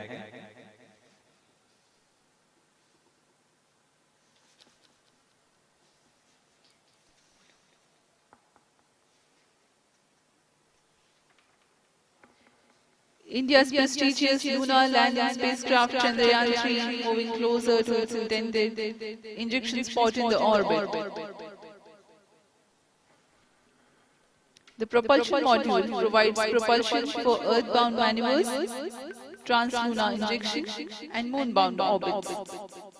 It also has a payload to study the spectral and polarimetric measurements of Earth and lunar orbit. The abbreviated name of the payload is SHAPE. Among the payloads of the lander module, the following are included. A landway probe called Rambha to measure the near-surface plasma density, that is the density of ions and electrons, and its changes with time. The second payload is Chandra's Surface Thermophysical Experiment or CHASTE to measure thermal properties of lunar surface near polar regions. To measure the seismicity around the landing site and delineating the structure of the lunar crust and mantle, payload ILSA is there. The rover, after its descent, will further scientific study objectives through its own payloads. For better understanding of chemical and mineralogical composition of lunar surface, LIBS or laser-induced breakdown spectroscope is included. Another payload is the alpha particle X-ray spectrometer. जी हाँ, lander module में 3 payload हैं, rover में 2 और propulsion module में 1 payload भेजा गया है। चंद्रयान 3 के स्वदेशी लैंडर और रोवर में नितभारों का इस्तेमाल किया जा रहा है। यह अंतर्ग्रही मिशन के लिए भी आवश्यक तकनीकों का प्रदर्शन करेंगे। लैंडर के पास यह क्षमता है कि वह चंद्रमा की उबड़-खाबड़ सतह में भी बड़ी सावधानी से उतर सकेगा और रोवर को बाहर लाने के लिए और संचार सुविधाएं प्रदान करने के लिए सक्षम होगा। चंद्रयान 3 के लैंडर और रोवर में कुल 6 नितभार हैं। Radio astronomy of moon bound hyper sensitive ionosphere and atmosphere, जिसे शॉर्ट में रंभा कहा जाता है, यह चंद्रमा की सतह के पास प्लाज्मा के घनत्व तथा समय के साथ बदलाव का मापन करेगा। इसके बाद चंद्र सरफेस थर्मोफिजिकल एक्सपेरिमेंट चंद्रमा के ध्रुवीय सतह के आसपास की थर्मल प्रॉपर्टीज का मापन करेगा। Instrument for lunar seismic activity landing site के आसपास के क्षेत्र में भूकंप जैसी गतिविधियों का पता लगाएगा। रोवर में चंद्रमा की सतह के तत्वात्मक विश्लेषण के लिए लेजर इंड्यूस्ड ब्रेकडाउन स्पेक्ट्रोस्कोप और अल्फा पार्टिकल एक्सरे स्पेक्ट्रोस्कोप इसका इस्तेमाल किया जा रहा है। एक बहुत ही दिलचस्प वैज्ञानिक निर्धार है shape स्पेक्ट्रोपोलैरिमेट्री of habitable planet earth, जो कि चंद्रमा से पृथ्वी से परावर्तित नियर इंफ्रारेड किरणों का विश्लेषण दूसरे जीवन सहायक ग्रहों को खोजने में मदद करेगा।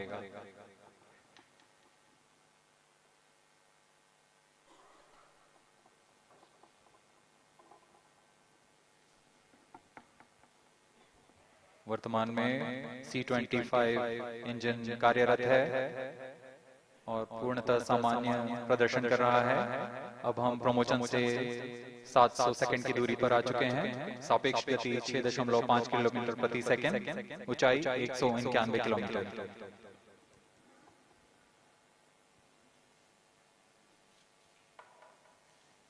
As we have told you about the Chandrayaan 3's upgrades, in the aspects of enhanced robustness through extensive ground tests and simulation. During the last phase of landing, the module will have a vertical velocity of less than 1 meter per second and a horizontal velocity of less than 0.5 meters per second from a height of 3 meters. The lander legs are designed to be robust enough to thrive the impact. The cameras are tuned to take pictures ahead of the landing and enable intelligent decision-making for choice of best location to land, avoiding craters and boulders on lunar surface, and the flight path to the most suitable landing spot. The engines of Chandrayaan 3 are capable of more gradual throttling also.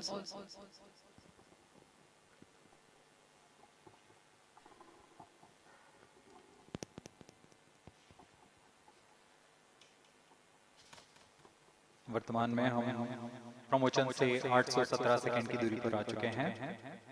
करीब 950 second पर तृतीय चरण cryogenic engine को shut off कर दिया जाएगा।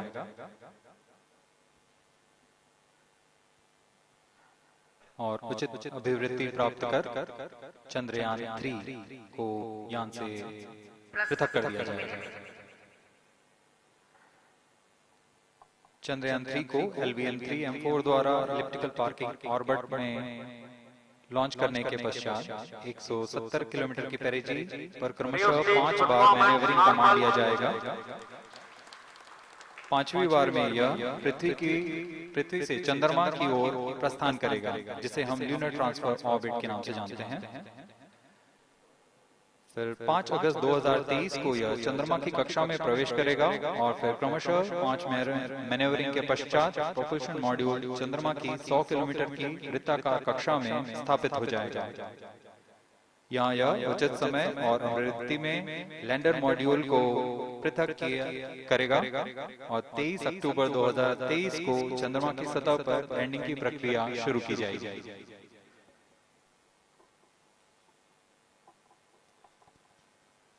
Plus 15 minutes.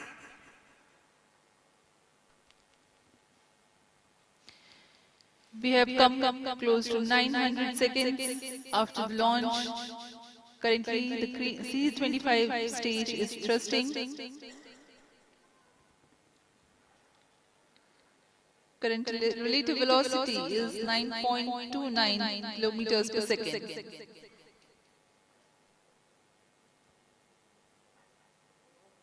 जी हाँ, कुछ ही क्षणों में हम देखेंगे तृतीय चरण LVM-3M4 रॉकेट का चंद्रयान को उद्दिष्ट कक्षा की ओर ले जा रहा है और उद्दिष्ट कक्षा प्राप्त होते ही और उचित अभिवृद्धि प्राप्त होते ही चंद्रयान 3 को अंतक्षेपित कर दिया जाएगा।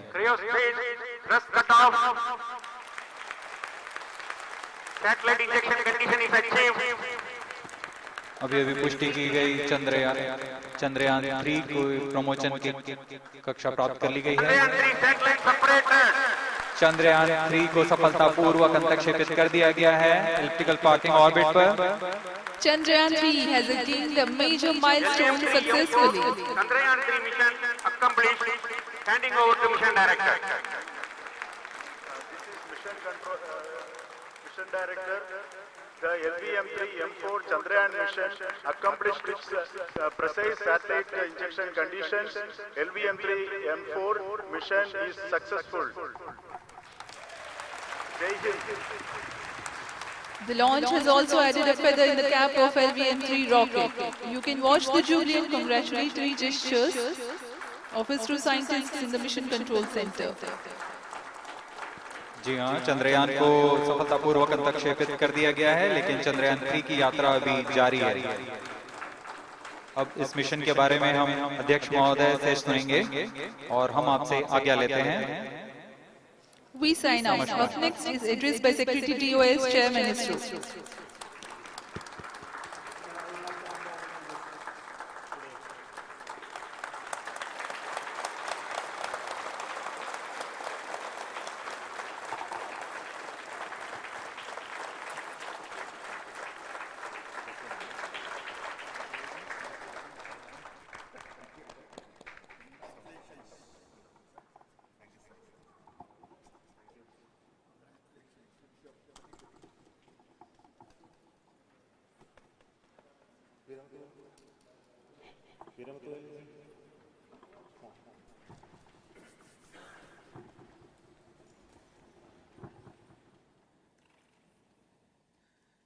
Congratulations, India.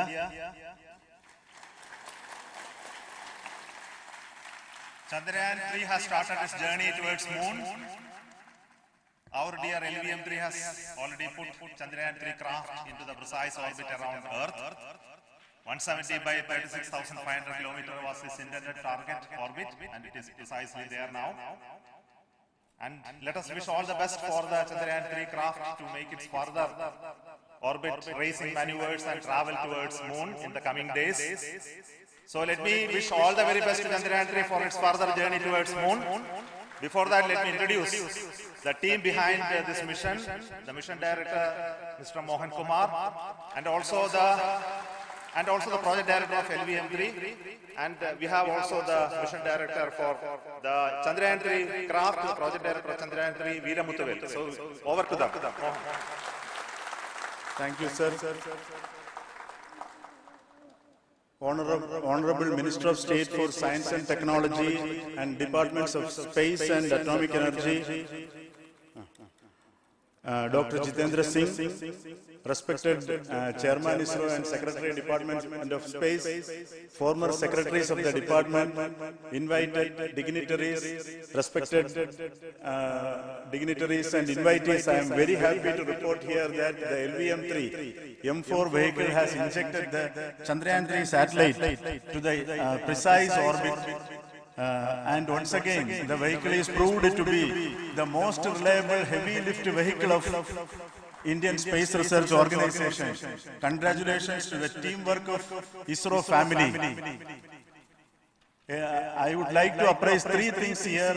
The vehicle systems are in the continuous process of quality improvement, especially in the event of our human rating efforts towards making the systems reliable. Secondly, the payload also, capability of the payload also is improved by mission strategies as well as vehicle engineering approaches. We are in the process of increasing the launch frequency of this vehicle, considering the national requirements as well as satellite demands. Here, so many improvements we have incorporated in this vehicle.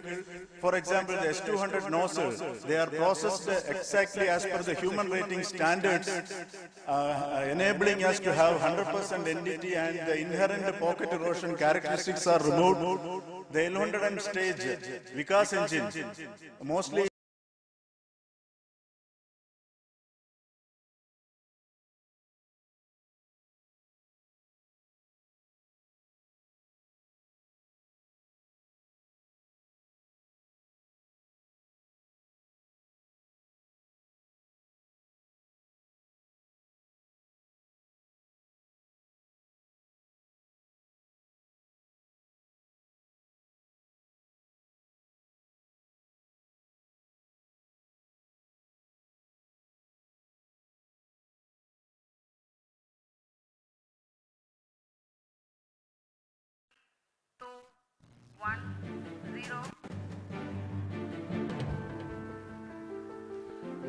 plus 5 seconds.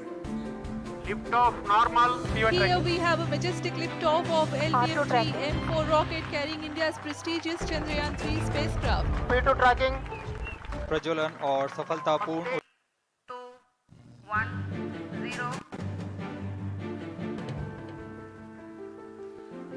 Plus 5 seconds. Lift off normal. Here we have a majestic liftoff of LVM-3 M4 rocket carrying India's prestigious Chandrayaan-3 spacecraft. P2 tracking. प्रज्वलन और सफलतापूर्ण उत्थापन LVM-3 M4 rocket का। यह भीमकाय rocket आसमान को चीरते हुए अपनी भयानक दहाड़ से चारों ओर कंपन उत्पन्न कर रहा है, जिसे हम यहाँ महसूस कर सकते हैं, और यही दहाड़ है जो वैज्ञानिकों को रोमांचित करती है। LVM-3 के उत्थापन के साथ ही हमारे अंतरिक्ष यान चंद्रयान-3 की चंद्रमा की यात्रा प्रारंभ हो चुकी है। As the rocket is soaring through the clear skies, every second moving closer to the accomplishment of the most important milestone in its mission to moon. Every Indian witnessing the launch live is content with the feeling of watching history in the making.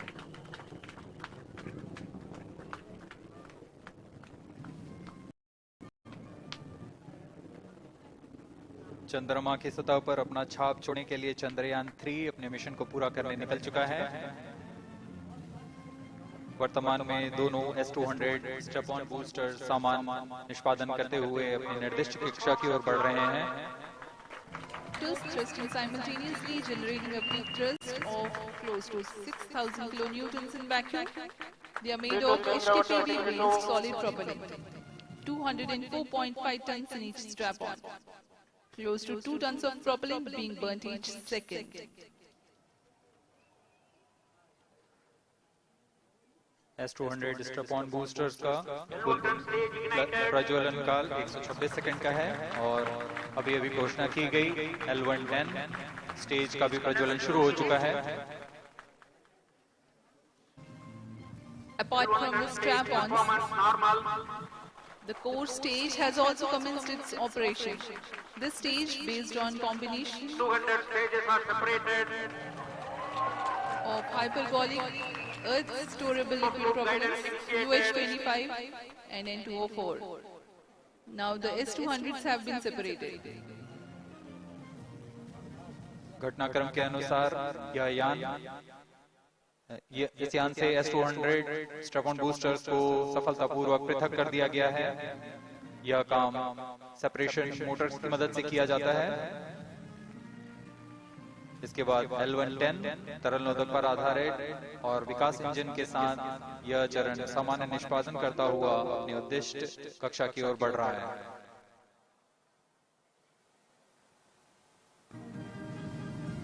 अब यान close guidance के अंतर्गत है।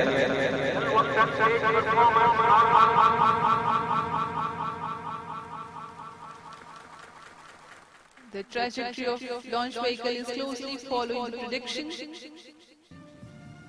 Payload bearing separated. जी हाँ, payload fairing को पृथक कर दिया गया है यान से, क्योंकि यान अब 114.8 किलोमीटर की ऊंचाई प्राप्त कर चुका है। इस चरण का कुल प्रज्वलन काल 200 सेकेंड होता है और इस दौरान यह करीब 1600 किलो न्यूटन का प्रणोद उत्पन्न करता है।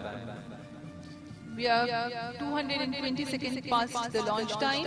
Current altitude is 135 kilometers. In the 200 seconds of its operation, the L110 stage carries the rocket up to 175.5 kilometers altitude and imparts a relative velocity of 4.18 kilometers per second. That is 250 kilometers every minute. L110 stage performance normal. LVM-3M4 rocket का द्वितीय चरण पूर्णतः सामान्य निष्पादन करते हुए इस चरण में कुल 113 टन के तरल नोदक भरे जाते हैं।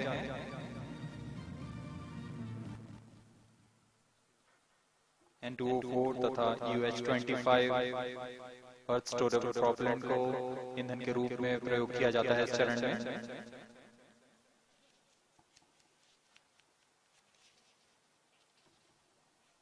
Stage ignition is authorized. अगला चरण C-25 का प्रज्वलन भावी है।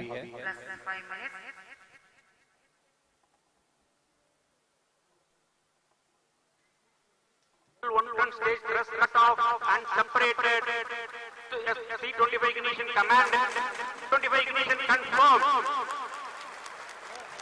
That's a piece of really good news that the third stage has started its operation. The C-25 stage has been ignited.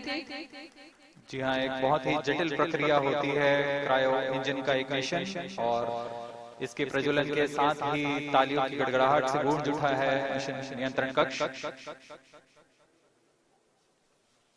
तृतीय चरण C-25 वर्तमान में प्रणोद उत्पन्न कर रहा है। पूर्णतः सामान्य, सभी तंत्र पूर्णतः सामान्य हैं। 180 kilonewtons thrust in vacuum is what the stage develops with its 28.6 tons propellant combination of liquid hydrogen and liquid oxygen. Present altitude is performance normal. तृतीय और यह अंतिम चरण है इस यान का C-25। यह क्रायो ईंधन पर आधारित चरण है जिसमें लिक्विड हाइड्रोजन, लिक्विड ऑक्सीजन का इस्तेमाल होता है। इसमें कुल 28 टन का क्रायो ईंधन पूरी सुरक्षा तथा सावधानी के साथ भरा जाता है। इस चरण में 186 किलो न्यूटन का प्रणोद उत्पन्न होता है और यह करीब 640 सेकंड तक प्रज्वलित रहेगा। इसमें दिशा नियंत्रण के लिए इंजन जिम्बल का इस्तेमाल किया जाता है। क्रायो ईंधन का विशिष्ट आवेग 446 सेकंड के करीब होता है।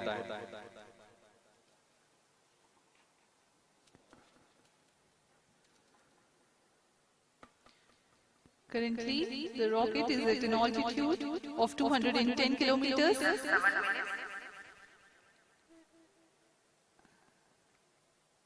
While there is no much variation in altitude, this stage will add to the relative velocity immensely.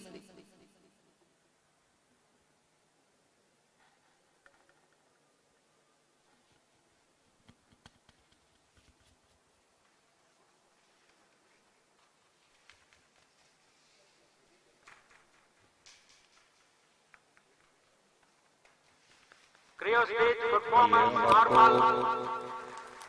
Payload के बारे में जानकारी देते हैं। लैंडर मॉड्यूल्स पे कई वैज्ञानिक प्रयोगों के लिए पेलोड्स लगाए गए हैं।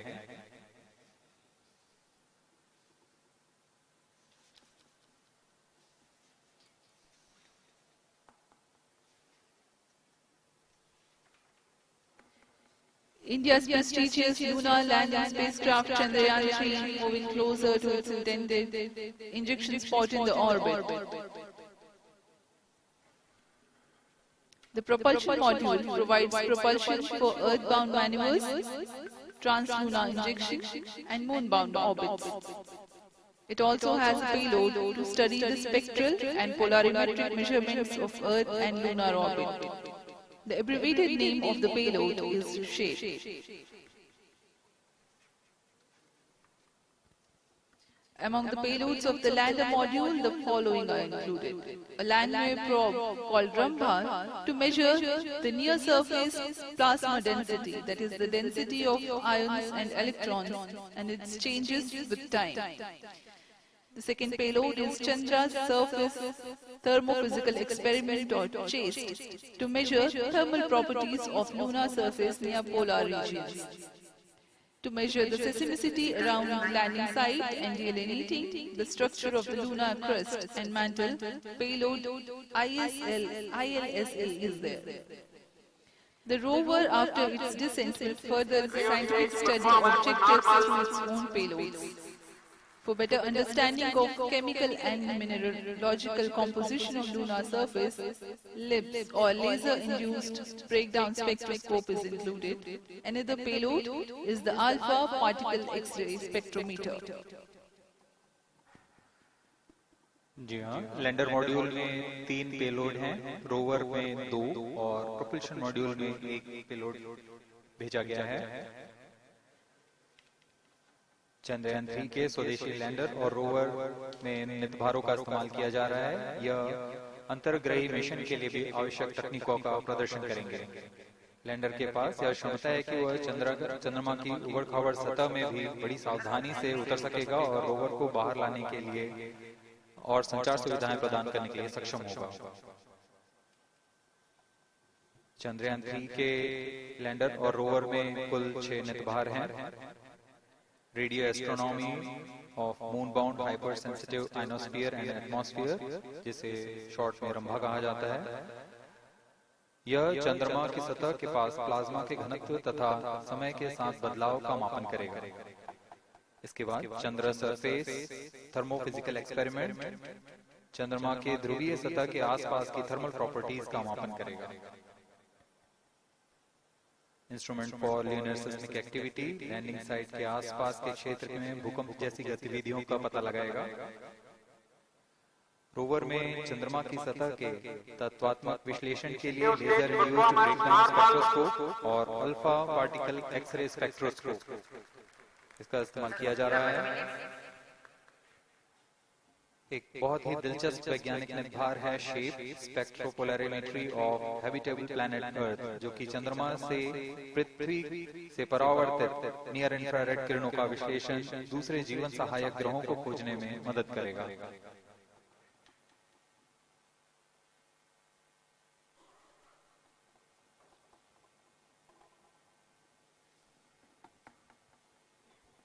वर्तमान में C-25 इंजन कार्यरत है और प्रदर्शन कर रहा है।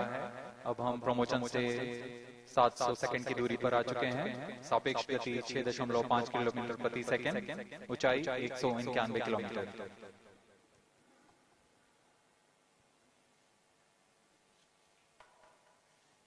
As we have told you about the Chandrayaan-3's upgrades in the aspects of enhanced robustness through extensive ground tests and simulation, during the last phase of landing, the module will have a vertical velocity of less than 1 meter per second and a horizontal velocity of less than 0.5 meters per second from a height of 3 meters.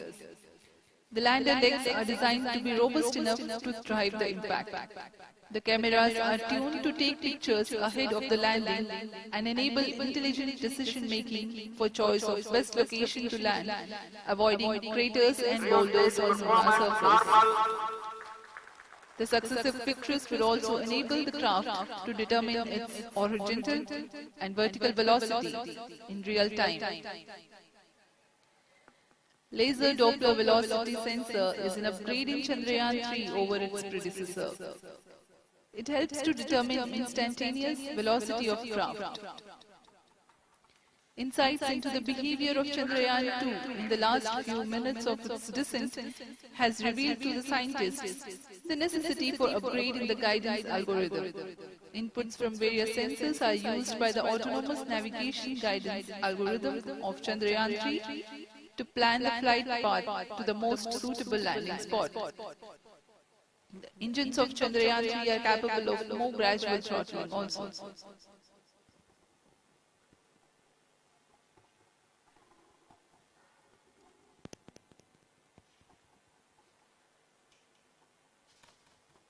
वर्तमान में हम promotion से 817 second की दूरी पर आ चुके हैं। करीब 950 सेकंड पर तृतीय चरण क्रायोजेनिक इंजन को शट ऑफ कर दिया जाएगा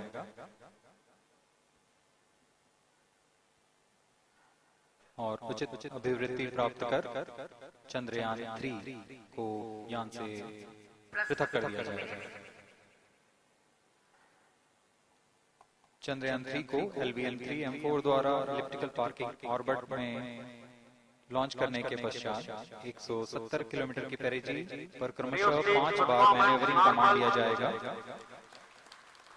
5वीं बार में यह पृथ्वी से चंद्रमा की ओर प्रस्थान करेगा, जिसे हम ल्यूनर ट्रांसफर ऑर्बिट के नाम से जानते हैं। फिर 5 अगस्त 2023 को यह चंद्रमा की कक्षा में प्रवेश करेगा और फिर क्रमशः 5 मैन्यूवरिंग के पश्चात प्रोपल्शन मॉड्यूल चंद्रमा की 100 किलोमीटर की वृत्ताकार कक्षा में स्थापित हो जाएगा। यहाँ यह उचित समय और आवृत्ति में लैंडर मॉड्यूल को पृथक करेगा और 23 अक्टूबर 2023 को चंद्रमा की सतह पर लैंडिंग की प्रक्रिया शुरू की जाएगी।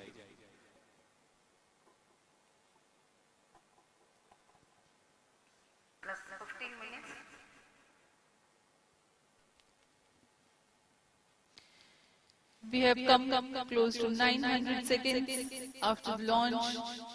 Currently, the C-25 stage is thrusting. Current relative velocity is 9.29 kilometers per second.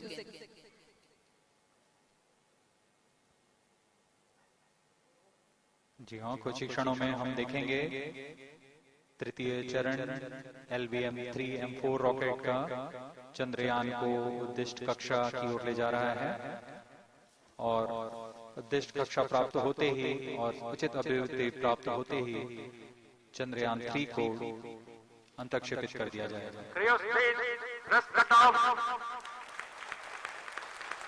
Satellite injection condition is achieved. अभी पुष्टि की गई चंद्रयान-3 को प्रमोशन की कक्षा प्राप्त कर ली गई है। चंद्रयान-3 को सफलतापूर्वक अंतःक्षेपित कर दिया गया है इलिप्टिकल पार्किंग ऑर्बिट पर। Chandrayaan-3 has attained a major milestone successfully. Chandrayaan-3 mission accomplished. Handing over to mission director. Mission director. The LVM-3M4 Chandrayaan mission accomplished its precise satellite injection conditions. LVM-3M4 mission is successful. The launch has also added a feather in the cap of LVM-3 rocket. You can watch the jubilant congratulatory gestures of ISRO scientists in the Mission Control Center. जी हाँ, चंद्रयान को सफलतापूर्वक अंतक्षेपित कर दिया गया है, लेकिन चंद्रयान 3 की यात्रा अभी जारी है। अब इस मिशन के बारे में हम अध्यक्ष महोदय से सुनेंगे और हम आपसे आज्ञा लेते हैं। We sign out. Up next is address by Secretary DOS, Chairman ISRO.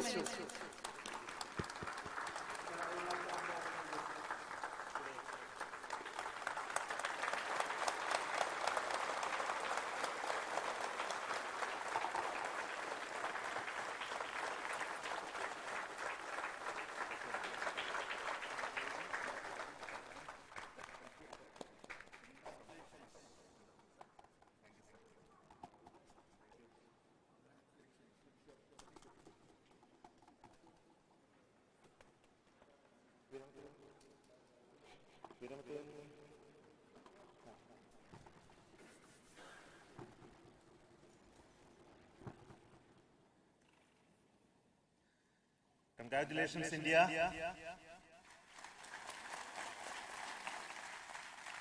Chandrayaan 3 has started its journey towards moon. Our dear LVM-3 has already put Chandrayaan 3 craft into the precise orbit around Earth. 170 by 36,500 kilometers was its intended target orbit, and it is precisely there now. And let us wish all the best for the Chandrayaan 3 craft to make its further orbit racing maneuvers and travel towards moon in the coming days. So let me wish all the very best to Chandrayaan 3 for its further journey towards moon. Before that, let me introduce the team behind this mission, the mission director, Mr. Mohan Kumar, and also the project director of LVM-3, and we have also the mission director for the Chandrayaan 3 craft, the project director of Chandrayaan 3, Veera Muthavel. So over to them. Thank you, sir. Honorable Minister of State for Science and Technology and Departments of Space and Atomic Energy, Dr. Jitendra Singh, respected Chairman ISRO and Secretary Department of Space, former Secretaries of the Department, invited dignitaries, respected dignitaries and invitees, I am very happy to report here that the LVM-3 M4 vehicle has injected the Chandrayaan-3 satellite to the precise orbit. And once again, the vehicle is proved to be the most reliable heavy lift vehicle of Indian Space Research Organization. Congratulations to the teamwork of ISRO family.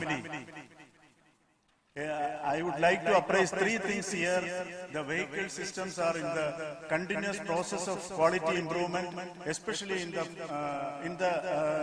event of our human rating efforts towards making the systems reliable.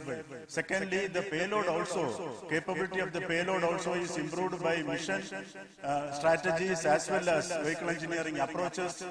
We are in the process of increasing the launch frequency of this vehicle, considering the national requirements as well as satellite demands.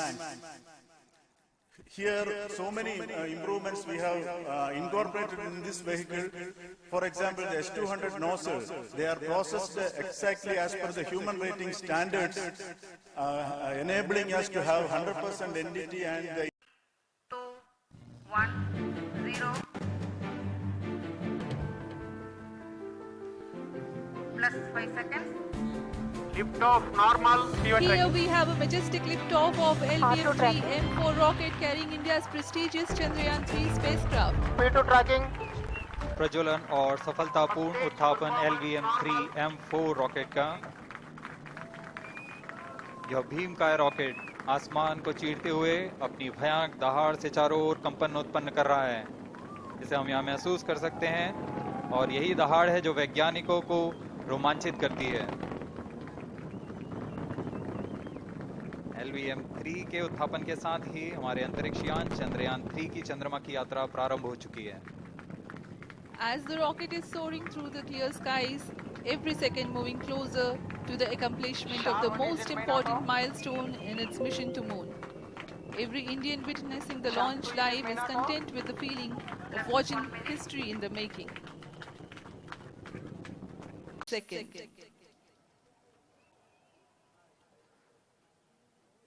S200 strap-on boosters का कुल प्रज्वलन काल 126 second का है और अभी अभी घोषणा की गई L110 स्टेज का भी प्रज्वलन शुरू हो चुका है।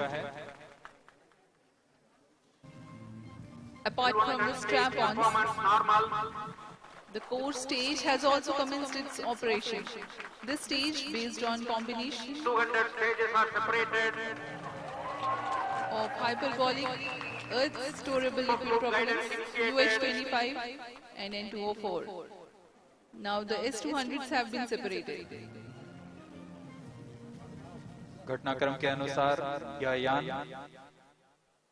इस यान से S200 स्ट्रैप-ऑन बूस्टर्स को सफलतापूर्वक पृथक कर दिया गया है। यह काम सेपरेशन मोटर्स की मदद से किया जाता है। इसके बाद L110 तरल नोदक पर आधारित और विकास इंजन के साथ यह चरण सामान्य निष्पादन करता हुआ अपनी उद्दिष्ट कक्षा की ओर बढ़ रहा है।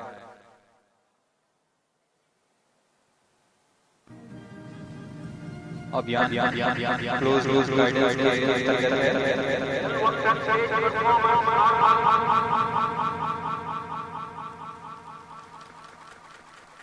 The trajectory of launch vehicle is closely following the prediction.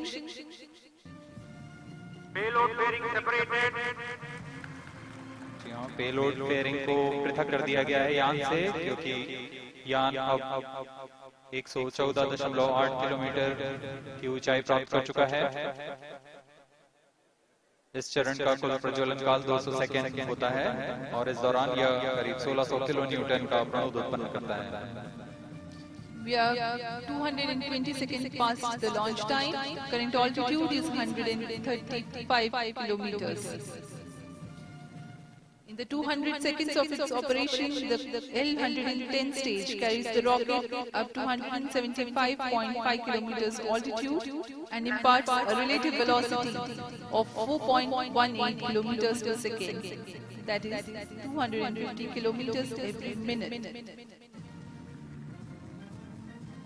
L110 stage performance normal.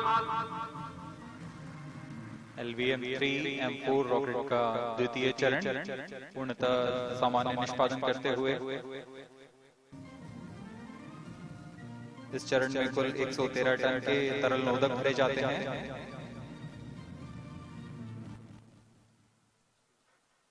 N2O4 तथा UH-25 अर्थ स्टोरेबल प्रोपेलेंट को ईंधन के रूप में प्रयोग किया जाता है इस चरण में।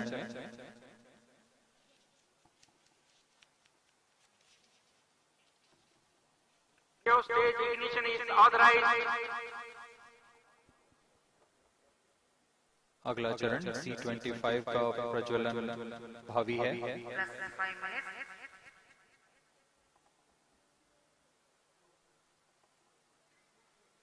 L110 stage thrust cut off and separated to C-25 ignition command. 25 ignition confirmed. That's a piece of really good news that the third stage has started its operation. The C-25 stage has been ignited. जी हाँ, एक बहुत ही जटिल प्रक्रिया होती है cryo engine का ignition और इसके प्रज्वलन के साथ ही तालियों की गड़गड़ाहट से गूंज उठा है मिशन नियंत्रण कक्ष। तृतीय चरण C-25 वर्तमान में प्रणोद उत्पन्न कर रहा है। पूर्णतः सामान्य सभी तंत्र पूर्णतः सामान्य हैं। 118 kilonewtons thrust in vacuum is what the stage develops with its 28.6 tons propellant combination of liquid hydrogen and liquid oxygen. Present altitude is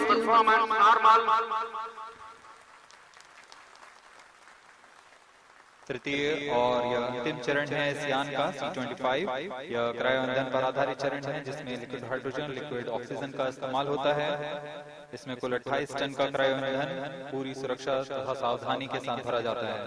इस चरण में 186 किलो न्यूटन का प्रणोद उत्पन्न होता है और यह 640 सेकंड तक प्रज्वलित रहेगा। इसमें दिशा नियंत्रण के लिए इंजन जिम्बल का इस्तेमाल किया जाता है। क्रायो ईंधन का विशिष्ट आवेग 446 सेकंड के करीब होता है।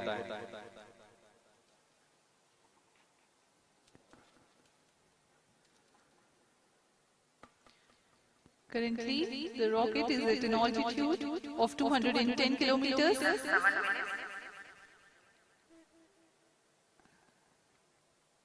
While there is no much variation in altitude, this stage will add to the relative velocity immensely.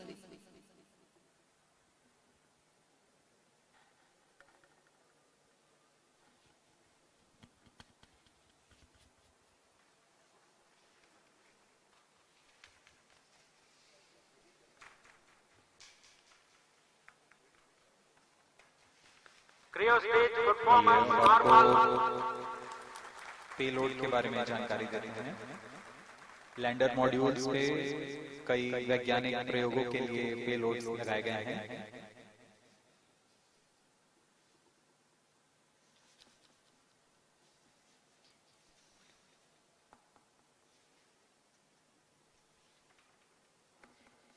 India's prestigious lunar landing spacecraft Chandrayaan-3 moving closer to its intended injection spot in the orbit. The propulsion module provides propulsion for earthbound maneuvers, translunar injection, and moonbound orbits. It also has a payload to study the spectral and polarimetric measurements of Earth and lunar orbit. The abbreviated name of the payload is SHAPE. Among the payloads of the lander module, the following are included. A landway probe called Rambha to measure the near-surface plasma density, that is the density of ions and electrons, and its changes with time. The second payload is Chandra's Surface Thermophysical Experiment or CHASE to measure thermal properties of lunar surface near polar regions. To measure the seismicity around landing site and delineating the structure of the lunar crust and mantle, payload ILSA is there. The rover, after its descent, will further the scientific study of objectives through its own payloads. For better understanding of chemical and mineralogical composition of lunar surface, LIBS or laser-induced breakdown spectroscope is included. Another payload is the alpha particle X-ray spectrometer. जी हाँ, lander module में 3 payload हैं, rover में 2 और propulsion module में 1 payload भेजा गया है। चंद्रयान 3 के स्वदेशी लैंडर और रोवर में नितभारों का इस्तेमाल किया जा रहा है। यह अंतर्ग्रही मिशन के लिए भी आवश्यक तकनीकों का प्रदर्शन करेंगे। लैंडर के पास यह क्षमता है कि वह चंद्रमा की उबड़-खाबड़ सतह में भी बड़ी सावधानी से उतर सकेगा और रोवर को बाहर लाने के लिए और संचार सुविधाएं प्रदान करने के लिए सक्षम होगा। चंद्रयान 3 के लैंडर और रोवर में कुल 6 नितभार हैं। Radio astronomy of moon bound hyper sensitive ionosphere and atmosphere, जिसे शॉर्ट में रंभा कहा जाता है, यह चंद्रमा की सतह के पास प्लाज्मा के घनत्व तथा समय के साथ बदलाव का मापन करेगा। इसके बाद चंद्र सरफेस थर्मोफिजिकल एक्सपेरिमेंट चंद्रमा के ध्रुवीय सतह के आसपास की थर्मल प्रॉपर्टीज का मापन करेगा। Instrument for linear seismic activity landing site के आसपास के क्षेत्र में भूकंप जैसी गतिविधियों का पता लगाएगा। रोवर में चंद्रमा की सतह के तत्वात्मक विश्लेषण के लिए लेजर इंड्यूस्ड ब्रेकडाउन स्पेक्ट्रोस्कोप और अल्फा पार्टिकल एक्सरे स्पेक्ट्रोस्कोप इसका इस्तेमाल किया जा रहा है।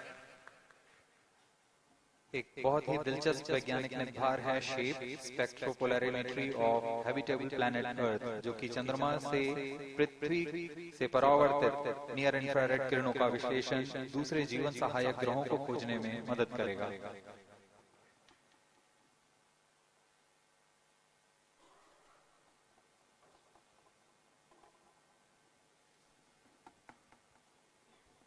वर्तमान में C-25 इंजन कार्यरत है और पूर्णतः सामान्य प्रदर्शन कर रहा है। अब हम प्रमोशन से 700 सेकंड की दूरी पर आ चुके हैं। सापेक्ष गति 6.5 किलोमीटर प्रति सेकंड, ऊंचाई 191 kilometre.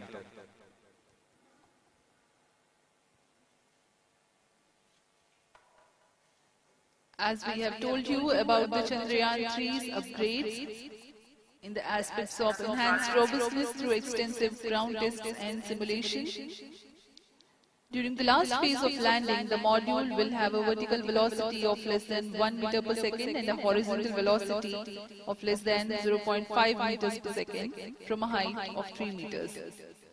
The lander legs are designed to be robust enough to thrive the impact. The cameras are tuned to take pictures ahead of the landing and enable intelligent decision-making for choice of best location to land, avoiding craters and boulders on lunar surface. The successive pictures will also enable the craft to determine its horizontal and vertical velocity in real time. Laser Doppler velocity sensor is an upgrade in Chandrayaan-3 over its predecessor. It helps to determine instantaneous velocity of craft. Insights into the behavior of Chandrayaan-2 in the last few minutes of its descent has revealed to the scientists the necessity for upgrading the guidance algorithm.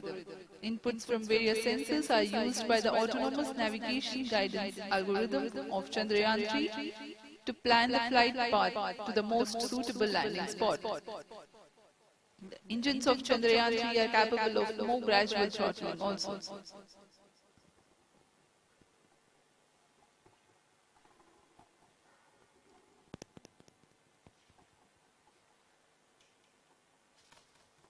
वर्तमान में हम promotion से 817 second की दूरी पर आ चुके हैं। करीब 950 सेकंड पर तृतीय चरण क्रायोजेनिक इंजन को शट ऑफ कर दिया जाएगा।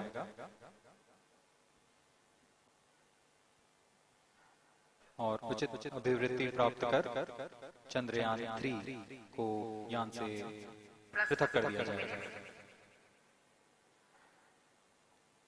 चंद्रयान-3 को LVM-3M4 द्वारा इलिप्टिकल पार्किंग ऑर्बिट में लॉन्च करने के पश्चात 170 किलोमीटर की पेरिजी पर क्रमशः 5 बार मैनेवरिंग कमांड दिया जाएगा। 5वीं बार में यह पृथ्वी से चंद्रमा की ओर प्रस्थान करेगा, जिसे हम ल्यूनर ट्रांसफर ऑर्बिट के नाम से जानते हैं। फिर 5 अगस्त 2023 को यह चंद्रमा की कक्षा में प्रवेश करेगा और फिर क्रमशः 5 मैनेवरिंग के पश्चात प्रोपल्शन मॉड्यूल चंद्रमा की 100 किलोमीटर की वृत्ताकार कक्षा में स्थापित हो जाएगा। यहाँ यह उचित समय और आवृत्ति में लैंडर मॉड्यूल को पृथक करेगा और 23 अक्टूबर 2023 को चंद्रमा की सतह पर लैंडिंग की प्रक्रिया शुरू की जाएगी।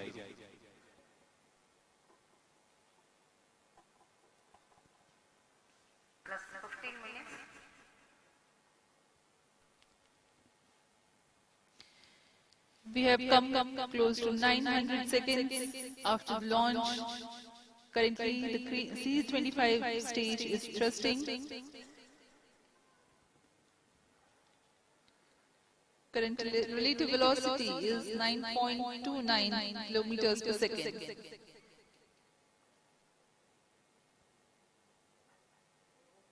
जी हाँ, कुछ ही क्षणों में हम देखेंगे तृतीय चरण LVM-3M4 रॉकेट का चंद्रयान को उद्दिष्ट कक्षा की ओर ले जा रहा है और उद्दिष्ट कक्षा प्राप्त होते ही और उचित अभिवृद्धि प्राप्त होते ही चंद्रयान-3 को अंतक्षेपित कर दिया जाएगा।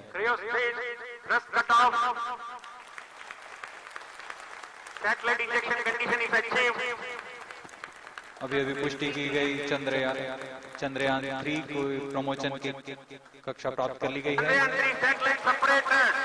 चंद्रयान-3 को सफलतापूर्वक अंतक्षेपित कर दिया गया है इलिप्टिकल पार्किंग ऑर्बिट पर।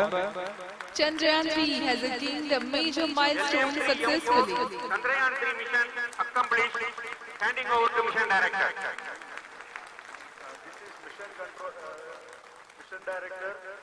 The LVM-3M4 Chandrayaan mission accomplished its precise satellite injection conditions. LVM-3M4 mission is successful. Jai Hind. The launch has also added a feather in the cap of LVM-3 rocket. You can watch the jubilant congratulatory gestures of ISRO scientists in the Mission Control Center. जी हाँ, चंद्रयान को सफलतापूर्वक अंतरिक्षेपित कर दिया गया है, लेकिन चंद्रयान 3 की यात्रा अभी जारी है। अब इस मिशन के बारे में हम अध्यक्ष महोदय से सुनेंगे और हम आपसे आज्ञा लेते हैं। We sign out. Up next is address by Secretary DOS, Chairman ISRO.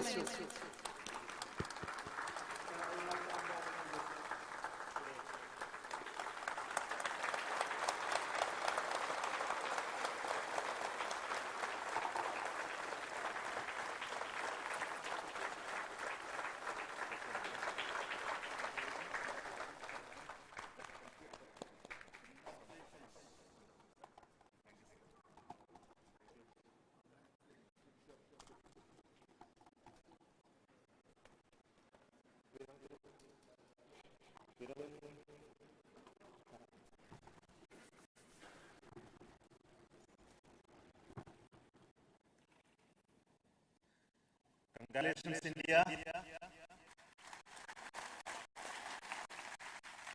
Chandrayaan 3 has started its journey towards moon. Our dear LVM-3 has already put Chandrayaan 3 craft into the precise orbit around Earth. 170 by 6,500 kilometers was its intended target orbit, and it is precisely there now. And let's wish all the best for the Chandrayaan 3 craft to make it further orbit facing maneuvers travel towards moon in the coming days.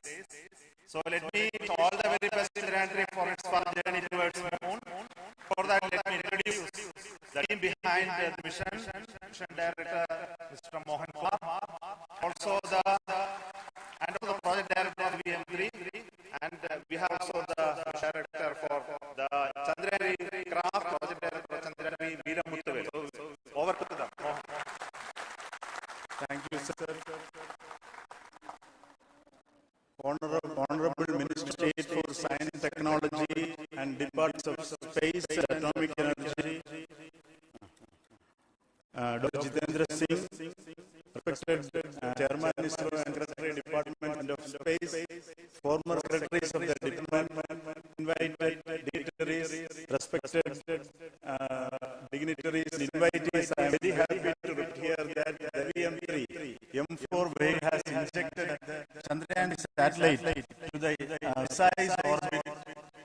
And once again, the vehicle proved to be the most reliable heavy vehicle of Indian Space Research Organization.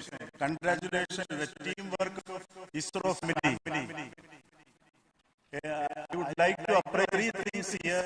The vehicle systems are in the continued process of quality improvement, especially in the event of our human rating effort towards making the systems reliable. Secondly, the payload also, capability of the payload also is improved by mission strategies as well as vehicle engineering approaches. We are in the process of increasing the launch frequency of this vehicle, considering the national government's as well as satellite demands.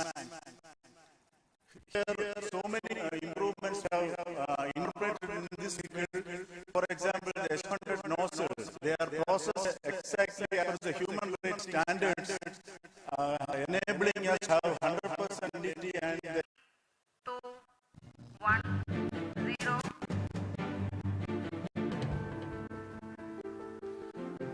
Plus 5 seconds.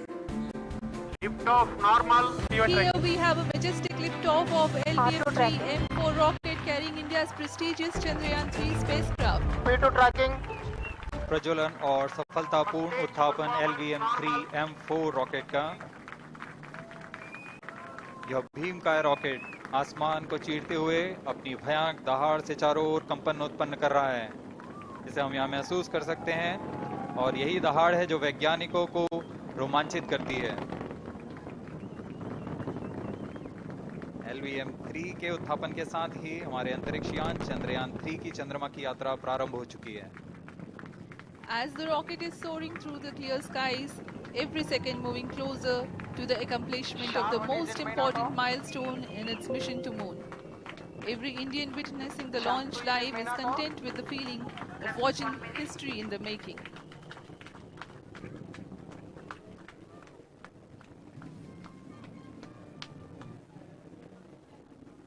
चंद्रमा की सतह पर अपना छाप छोड़ने के लिए चंद्रयान 3 अपने मिशन को पूरा करने निकल चुका है।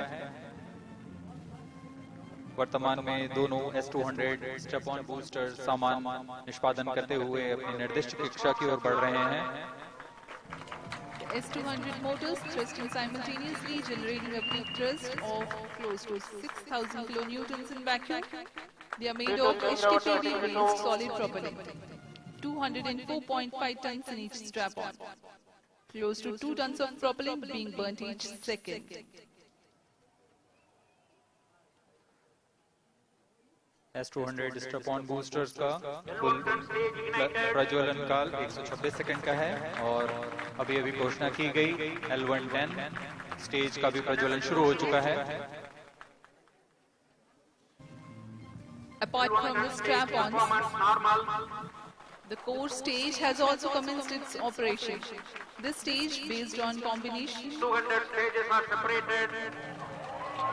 of hyperbolic earth storable liquid propellants UH-25 and N2O4. Now the S-200s have been separated. घटनाक्रम के अनुसार यह यान इस यान से S-200 स्ट्रैप-ऑन बूस्टर्स को सफलतापूर्वक पृथक कर दिया गया है। यह काम सेपरेशन मोटर्स की मदद से किया जाता है। इसके बाद L110 तरल नोदक पर आधारित और विकास इंजन के साथ यह चरण सामान्य निष्पादन करता हुआ अपनी उद्दिष्ट कक्षा की ओर बढ़ रहा है।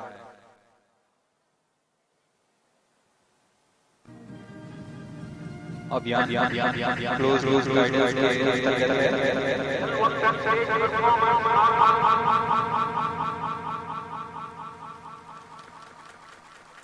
The trajectory of launch vehicle is closely following the prediction.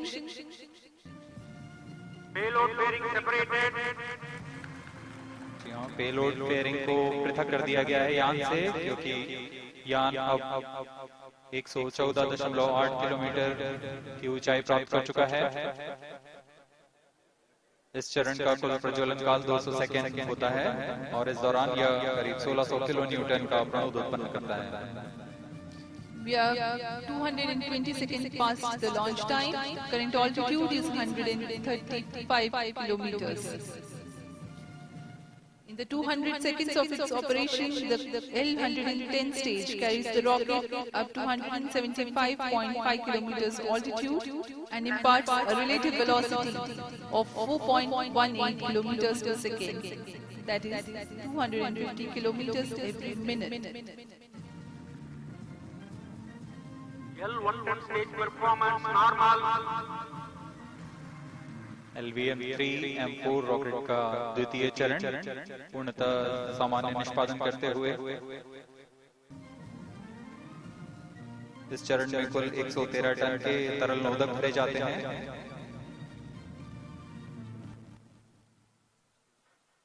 N2O4 तथा UH-25 अर्थ स्टोरेबल प्रोपेलेंट को ईंधन के रूप में प्रयोग किया जाता है इस चरण में।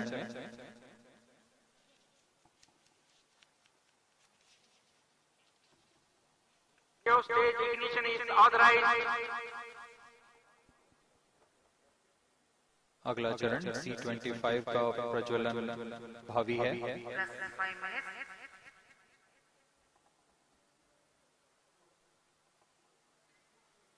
L110 stage thrust cut off and separated to C-25 ignition command. 25 ignition confirmed. That's a piece of really good news that the third stage has started its operation. The C-25 stage has been ignited. जी हाँ, एक बहुत ही जटिल प्रक्रिया होती है cryo engine का ignition और इसके प्रज्वलन के साथ ही तालियों की गड़गड़ाहट से गूंज उठा है मिशन नियंत्रण कक्ष। तृतीय चरण C-25 वर्तमान में प्रणोद उत्पन्न कर रहा है। पूर्णतः सामान्य, सभी तंत्र पूर्णतः सामान्य हैं। 180 kilonewtons thrust in vacuum is what the stage develops with its 28.6 tons propellant combination of liquid hydrogen and liquid oxygen. Present Geo altitude stage is performance normal. तृतीय और यह अंतिम चरण है इस यान का C25। यह क्रायो ईंधन पर आधारित चरण है जिसमें लिक्विड हाइड्रोजन लिक्विड ऑक्सीजन का इस्तेमाल होता है। इसमें कुल 28 टन का क्रायो ईंधन पूरी सुरक्षा तथा सावधानी के साथ भरा जाता है। इस चरण में 186 किलोन्यूटन का प्रणोद उत्पन्न होता है और यह करीब 640 सेकंड तक प्रज्वलित रहेगा। इसमें दिशा नियंत्रण के लिए इंजन जिम्बल का इस्तेमाल किया जाता है। क्रायो ईंधन का विशिष्ट आवेग 446 सेकंड के करीब होता है।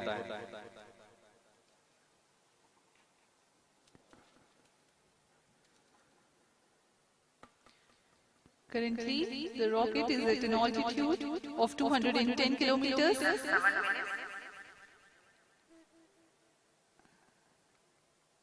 While there is no much variation in altitude, this stage will add to the relative velocity immensely.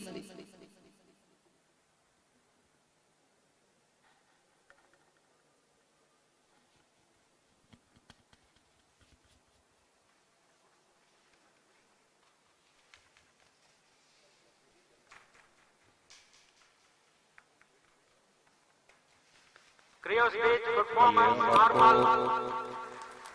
Payload के बारे में जानकारी देते हैं। लैंडर मॉड्यूल्स पे कई वैज्ञानिक प्रयोगों के लिए पेलोड्स लगाए गए हैं।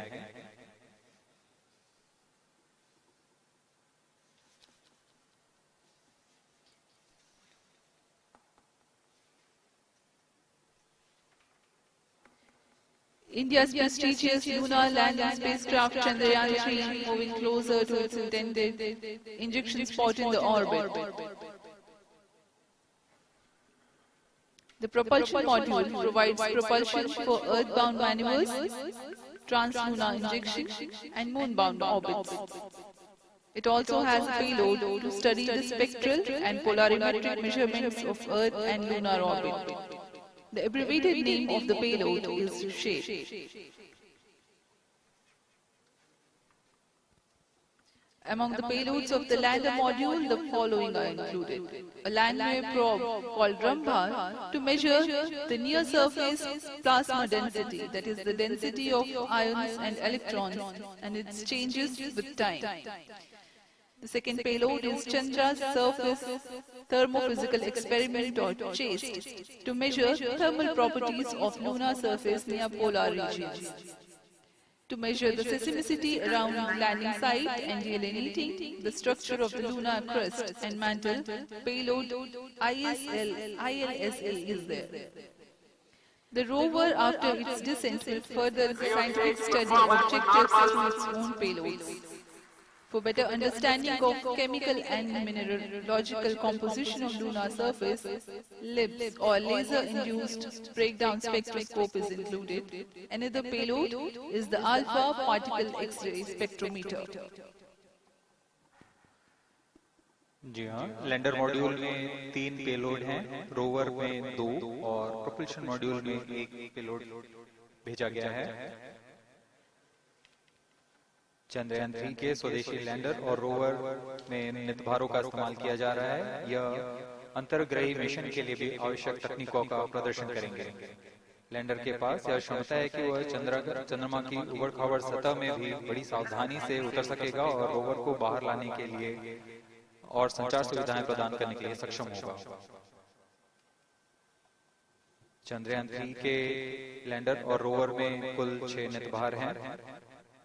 Radio astronomy of moon bound hyper sensitive ionosphere and atmosphere, जिसे शॉर्ट में रंभा कहा जाता है, यह चंद्रमा की सतह के पास प्लाज्मा के घनत्व तथा समय के साथ बदलाव का मापन करेगा। इसके बाद चंद्र सरफेस थर्मोफिजिकल एक्सपेरिमेंट चंद्रमा के ध्रुवीय सतह के आसपास की थर्मल प्रॉपर्टीज का मापन करेगा।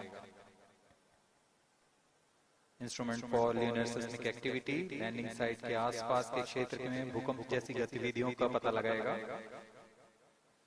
रोवर में चंद्रमा की सतह के तत्वात्मक विश्लेषण के लिए लेजर इंड्यूस्ड ब्रेकडाउन स्पेक्ट्रोस्कोप और अल्फा पार्टिकल एक्सरे स्पेक्ट्रोस्कोप इसका इस्तेमाल किया जा रहा है। एक बहुत ही दिलचस्प वैज्ञानिक निर्धार है shape स्पेक्ट्रोपोलैरिमेट्री of habitable planet earth, जो कि चंद्रमा